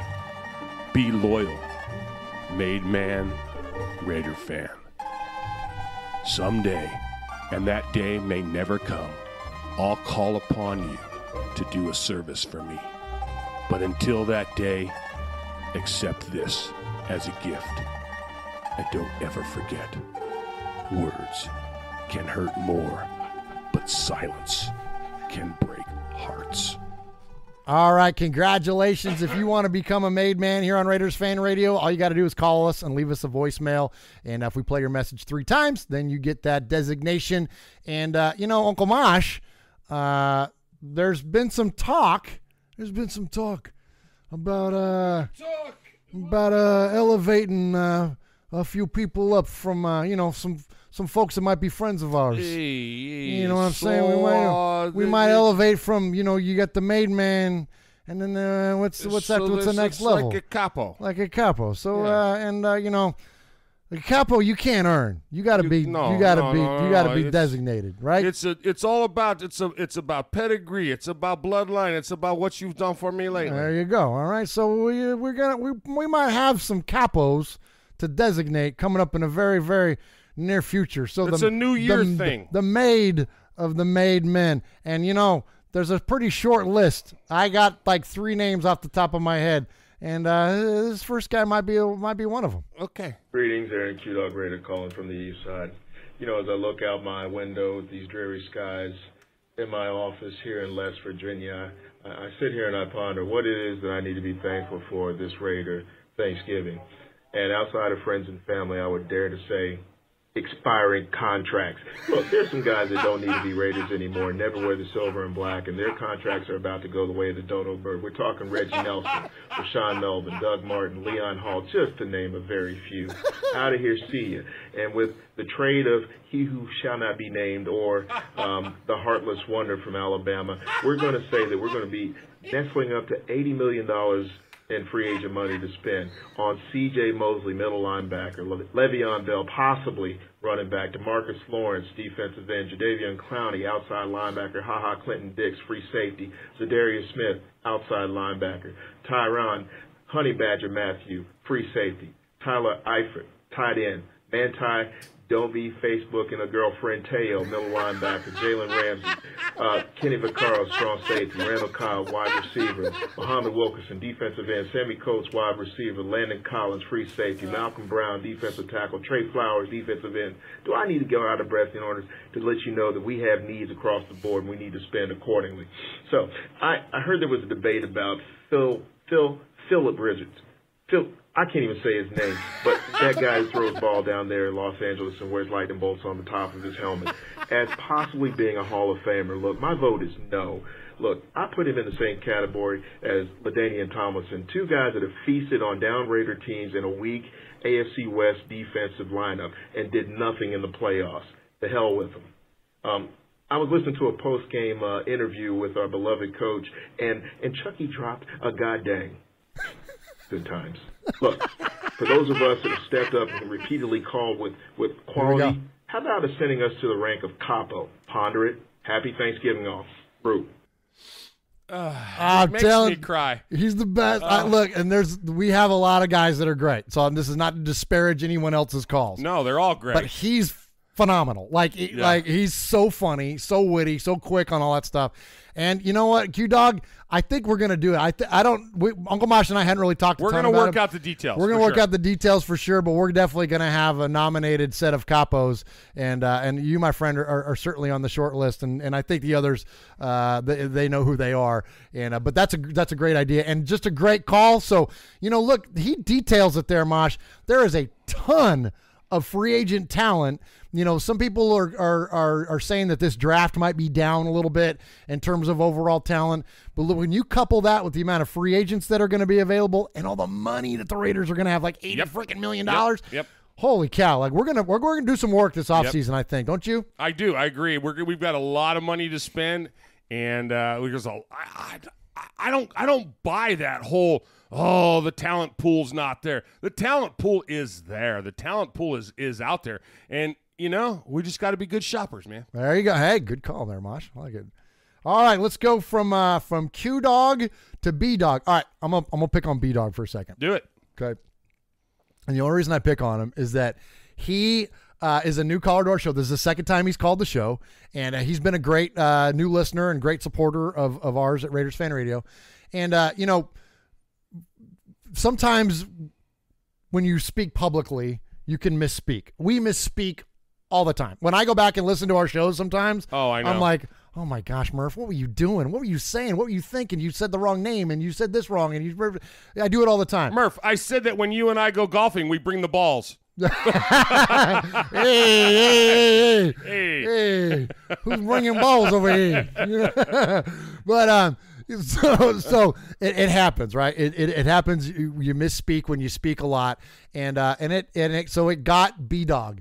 So B Dog called us and he left this message, and Uncle Mosh, it cracked me up.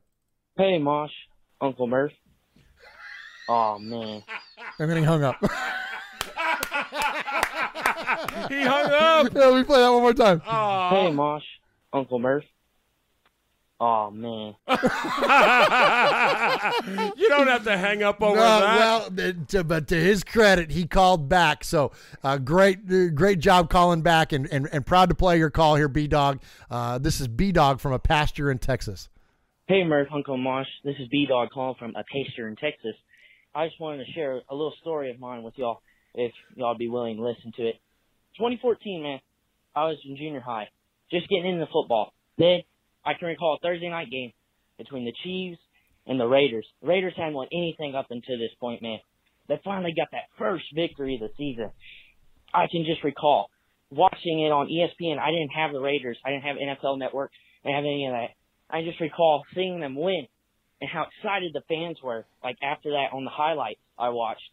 And something in my head clicked. I was just, man, something about this game just makes me want to root for them, man. I want to be a Raiders fan for life. And since that day forward, I became a Raiders fan. Fast forward to Christmas that year, my dad got me a present. Opened the present. It was a Raiders baseball cap, football cap, whatever you want to call it. And I was just, this is the best gift I've ever received, man. I could have never asked anything better than this. Ever since that day, going forward, I've been a Raiders fan. I've been through the ups, been through the downs. 2016, great season, man. It's in the past. I can recall that season, though. I was being called out for being a bandwagon fan, and that really hurt me because I've been a fan of the team when we were losing. It's all right. I don't think anyone's going to call me a bandwagon fan anymore. So we got a much-needed victory yesterday. It was a great victory. I mean, we may have as many losses as that quarterback for the Chargers has kids, but hey, we got a victory. And that's all that matters. Go Raider Nation. Great job, B-Dog. Great job. Good job, yeah, B-Dog. He did good, man. Good recovery. Yeah. Good recovery. I loved it, and I love his passion. That's what we're all. And you know what? He sounds really young. So that's he said junior high school 2014. He could be one of your students. Yeah, man. This is a whole new generation coming up. Go, man. Support from that pasture out in Texas. Heck yeah, man. I thought that was awesome. Great call. And call us again, man. One more time, buddy. And you become a made man here on Raiders Fan Radio. Love to hear the Raiders fan origin stories, Uncle Mosh. We will always have time for that if you want to call us and leave us your origin story. All right, next up, we're going to hear from our buddy Alberto in L.A. Hey, it's Alberto from LA, and wow, we won. And not going to lie, after we won, I was like, wait a minute, what is this? We won a game? And then when I went, because, I didn't see the game fully. I only saw the first half. And then the second half, one of my Charger friends was telling me, yeah, the Raiders won and the Chargers lost. I'm like, wait a minute, the what? The Raiders won? Because I stopped watching at the I think it was I know I watched the first half, and at the third quarter I stopped watching. I had to do something, and it was like they were losing like 21-20. I was like, oh my God, we're gonna throw it away. So Nick Bosa, here we go, baby. But no, they pulled it out. I'm so glad. The Chargers too. Whoa! Anyway, Whoops! Also, I missed that one. Pittsburgh, black and gold. Whoops! So we're black all day. All right, I'm going to skip forward to this voicemail. Apparently, I forgot to edit that one. Better than the last 2 weeks. But anyway, good win. I'm glad they won, and just got to ride it out. And hopefully they beat Pittsburgh, and cool with 3-13, or just as long as they beat Pittsburgh, okay? I'm cool with that. Oh, my gosh. Well, oops. Sorry about that. I'll have it edited up for the podcast, so the kids in the car don't catch that one. I was over here reading my notes, and I didn't have my finger on the buzzer. Oh my gosh, sorry about that. Yeah, sorry about that. All right, next up, let's hear from Running Bear in Tulare, California. Hi, Uncle Mosh and Murph and the rest of Silver and Black. Happy Thanksgiving to all. I like to say we're all family, all of us that believes Silver and Black, no matter what or who is coaching, playing, cheering, where they are playing, or what the team name is. We are all family. All those that leave us are still our family. This is bigger than just the team. We are the nation. I'm so happy we got a victory last week. We get another couple this year. And just remember, we're all in this together. And everybody, I hope has a great Thanksgiving. And take care, everybody. Go Raiders! All right, great stuff there from Running Bear. Absolutely, one big family, Mosh. That's what we talked about early on in the show. And hey, we're praying for you, brother. We're with you. I know that Running Bear's had some health issues. This is the gentleman that was recovering from a stroke and found our show and started listening to us during his recovery. So the fact that he made it pulled through after us, listening to us all the time, that's a testament. He sounds great, man. It's a testament to his fortitude. He sounds like he's doing so much better. So we're really happy for you, Running Bear. Absolutely. So keep calling, man. Keep us up. Keep us in the loop. Absolutely, yeah. So he said he wasn't feeling well this week. So we just want to let you know we're thinking of you, man. Hope you have a happy Thanksgiving. All right, next up, let's hear from our buddy Houston Raider Steve. Hey, Murph and Mosh. This is Steve, Houston Raider Steve.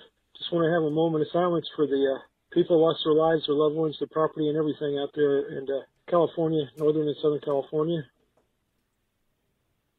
I became a Raiders fan 50 years ago today, 11/17/1968, the Heidi game. I was a kid living in Chicago, 8 years old. How about that? Watched the whole game. Became a fan that day.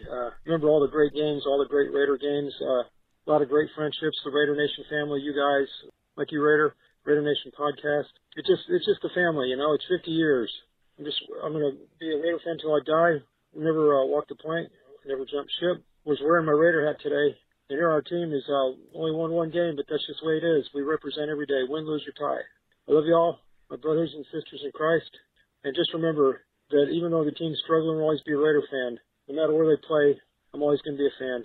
It's something that's ingrained in me. The Raiders can be back. We don't know when, but they'll be back. Good health and happy Thanksgiving, everybody. God bless.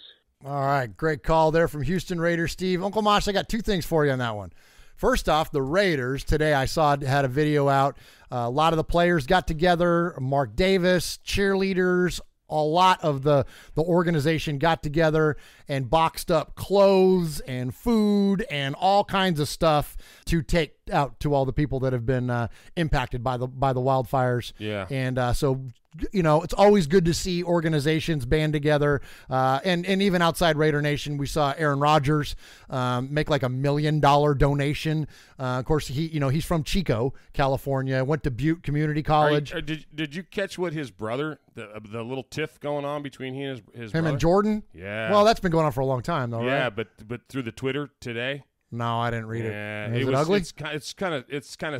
If it's icky, don't bring it up. It was just really bad in the way that it was done. He tweeted, Aaron tweeted about how he's thankful that his got a hold of his folks or whatever, and then the brother said, well, that's fine that you're sending this out now, but maybe you should have thought about that earlier. There was a little bit. It was really stupid. Okay, It's like, come on, guys. There's people that have lost everything, and in the scope of things, much bigger fish to fry than this little snippet that you guys got going. Yeah, not the time for not this. the time. Not the time. Not the time. Put that. Yeah. Guy just gave $1 million to freaking right? support the people that have been, Well, hurt I by just, this. I think it's cool that the people in the Bay Area are stepping up, man. Absolutely, It's yeah. just, So it's great that the Raiders did that, absolutely, and so of course, we are definitely thinking of a lot of those folks, and scary stuff. All right, so there was something else about his call, and I don't remember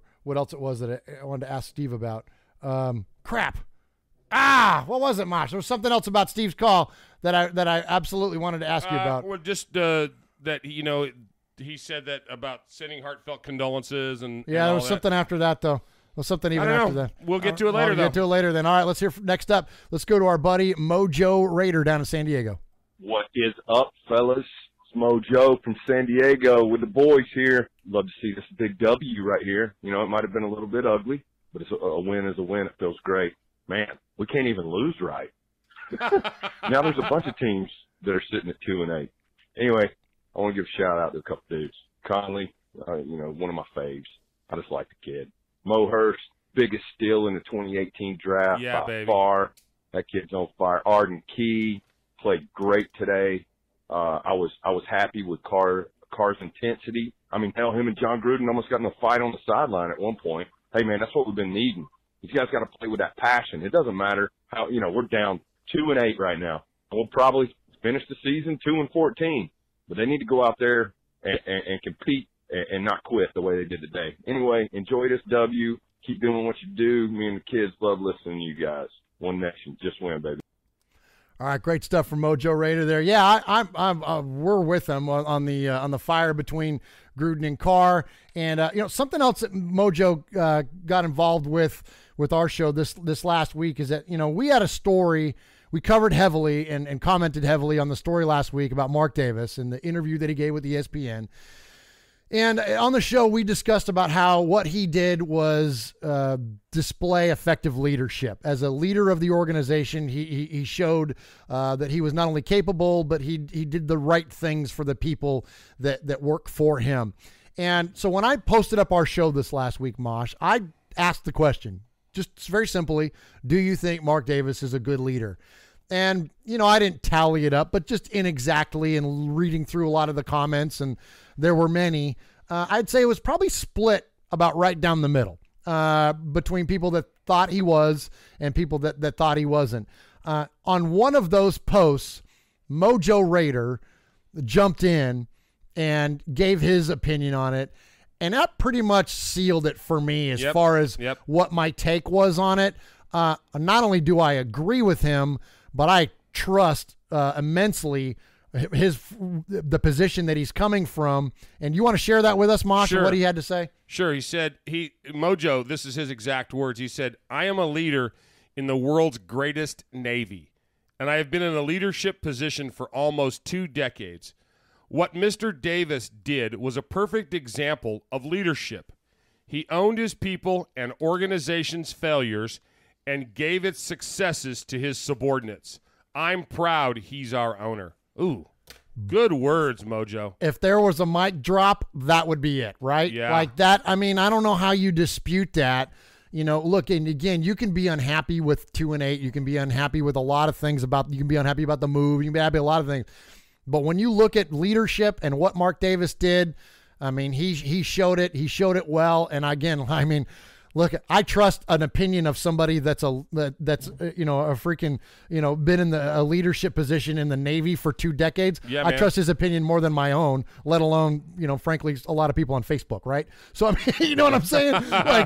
So I'm pretty good at where we're at on that subject. So great call. As always, Joe, thank you for the phone call. And Uncle Mosh, this thing with Houston Raiders Steve is bugging me so bad. I want to go back and listen to the last part of his voicemail. Can I do that? Do it. Come on. Okay. Hey, Murph. Let's skip forward here. Team struggling, will always be a Raider fan. No matter where they play, I'm always going to be a fan. It's something. That's what it was. All right, I got it. I think that's all I needed to hear. Got it. All right, so on the show this last week on Mondays with Mikey and Murph, we discussed the lawsuit that the city of Oakland has now against the Raiders. Basically, they're suing for a multitude of things, but it's the gist of it comes down to this: is that the Raiders are leaving and they didn't, give Oakland enough opportunity to react, whether that be to, fill it with another tenant, fill the Coliseum with another tenant, or, whatever. There's a whole list of things of what they're suing for. One of the portions of that lawsuit is the retention of the rights to the Raiders name and logo and whatever, intellectual property of the Raiders. Okay. Much like when the Browns left Cleveland, they left the Browns behind and became the Baltimore Ravens. I want to ask this question on this show as well, because to me, it's a fascinating subject. And listen, first and foremost, I don't think it's going to happen. I don't think that the city of Oakland is going to be able to retain these rights. But that said, I want to know what you say, chat room. I want to know what your opinion is on this, and I want your opinion too, Mosh. And here's what I give you my kind of statement on it. I'm a Raiders fan. This whole thing around us and everything else, and I mentioned on Mondays with Mikey Murph that aside from Christ follower and, family man, right? So husband, father, nephew, whatever. After those titles, it's Raiders fan for me. And I love what I do for a living, and I'm very thankful for it, but I don't identify as much with what I do for a living as much as I identify with being a Raider fan and doing this kind of stuff. So it's a big thing for me, okay? So just understand that's where I'm coming from as a fan. The move is I can deal with. Going to Vegas, I can deal with. But if this team moves and they leave the Raiders behind and there's no connectivity anymore for me to the team that not only is from where I'm from, but now you're taking away the Raiders as well and they become the Las Vegas Gamblers or whatever. Uncle Mosh, I don't think I'm a Raider fan. I don't think I'm a fan of this team anymore. I'm still a Raiders fan, and I'll still sit here and do Raiders fan radio for an hour and 53 minutes at a time every week. But I won't be talking about that other team anymore. I don't think my fandom, that's the one thing, Uncle Mosh, that will test my fandom. I don't think my fandom travels if they change the name of the team and essentially take the legacy of Al Davis that we've celebrated tonight and they keep it in Oakland. What do you think? I think that this would be a great time for us to have former Cleveland fans on the air with us. What did they do? Did they become Baltimore Ravens fans? Did they put that on? I don't think so. Did they? I don't think so either. I don't think they I'm not saying that they gave up football, but did they? I look at it like this. There's and I think I've said this on this show before, maybe just you and I talking, but there's 3 or 4 or 5 evil empires out there. Disney's one of them. Sony's one of them. The NFL is one of them. If Oakland thinks they got big pockets and they want to take on the NFL, because, Mark Davis owns the team, but does he own the rights to the Oakland Raiders? Who licensed this stuff? It always says, licensed under the NFL, blah, blah, blah. The intellectual property of the Raiders, yes. I believe it was built by Al, and so he created it. Now, I don't know what the legalities are, the retention part of it is. I don't know. And nor do I, but I'm telling you that I promise you that if Oakland thinks their pockets are deep, I promise you, look at our commissioner. He makes $1 million a week. The guy, I mean, we got deep pockets, guys, and we've got so many attorneys on there. And what are they going to do? Spend millions and millions and millions and millions of dollars to hold the rights to something that would take the NFL, who they would have to sue to get those rights, to grant them another franchise? Yeah. What? Yeah. It's to do what? What's the end result? What are you going to win? Yeah, that's a good thing to threaten them with. But if I'm Oakland, I'm threatening you, and I'm saying, okay, you NFL, if we're gonna keep the rights to that. You go move. You go be the Las Vegas Gamblers. Okay, so NFL says, okay, see you, bye. Now, what are you gonna do now that you have the rights? Because we're not going to give you a team. Oh, yeah, that's the thing. I promise yeah. if the next expansion came, Oakland's not getting it. Oakland is not getting it. So what is the end result? That's so. Yeah. It's a moot point. It is. And that's why I say I don't think it's going to happen.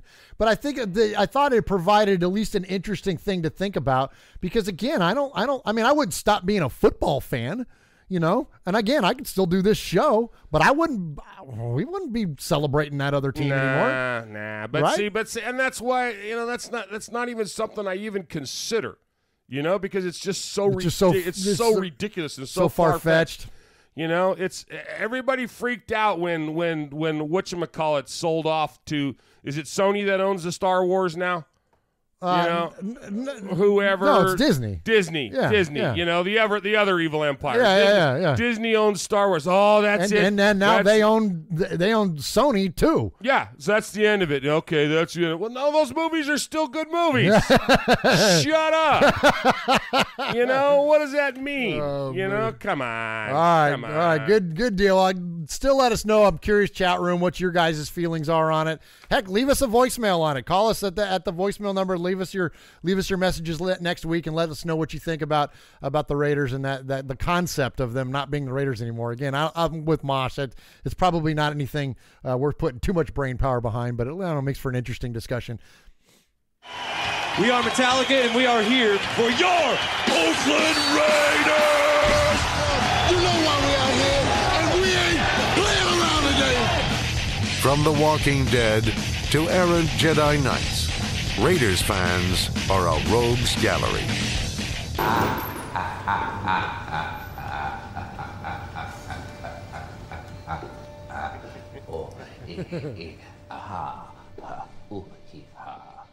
All right, Raider Nation, we are closing in on the end of another episode of Raiders Fan Radio. Appreciate everybody joining us.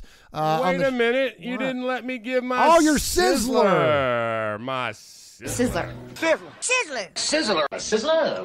Sizzler. I'm all messed up tonight, Mosh. We had that long intro. We had F-bombs dropped. I'm all out of sorts. I know. So the Sizzler goes to Q-Dog. Again. Q-Dog.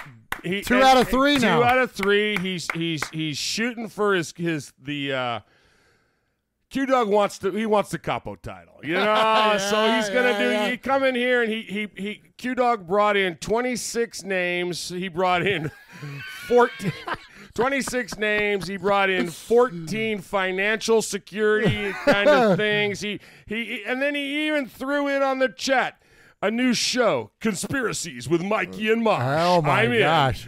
You're a debunker, man. You guys will go at it. Yeah. So hey, Q-Dog. Great job, man. And, and again, there was so many of them that were good. Mojo Raider, man. Mojo was solid. He's great call. Followed it up with that fantastic email and all the heartfelt folks that wanted to give a shout out to our friends and family, people that we all know. We all know somebody that's impacted by the wildfires. We all know. I mean, you went to college in Chico, for crying out loud. So, there's... Well, I'm sorry. You were enrolled in college. I'm not even sure if that's true. You had some roommates who went to school in Chico. I think I came away knowing how to do a keg stand and shotgun a 12-pack. I think that was it. Yeah, and set a couch on fire.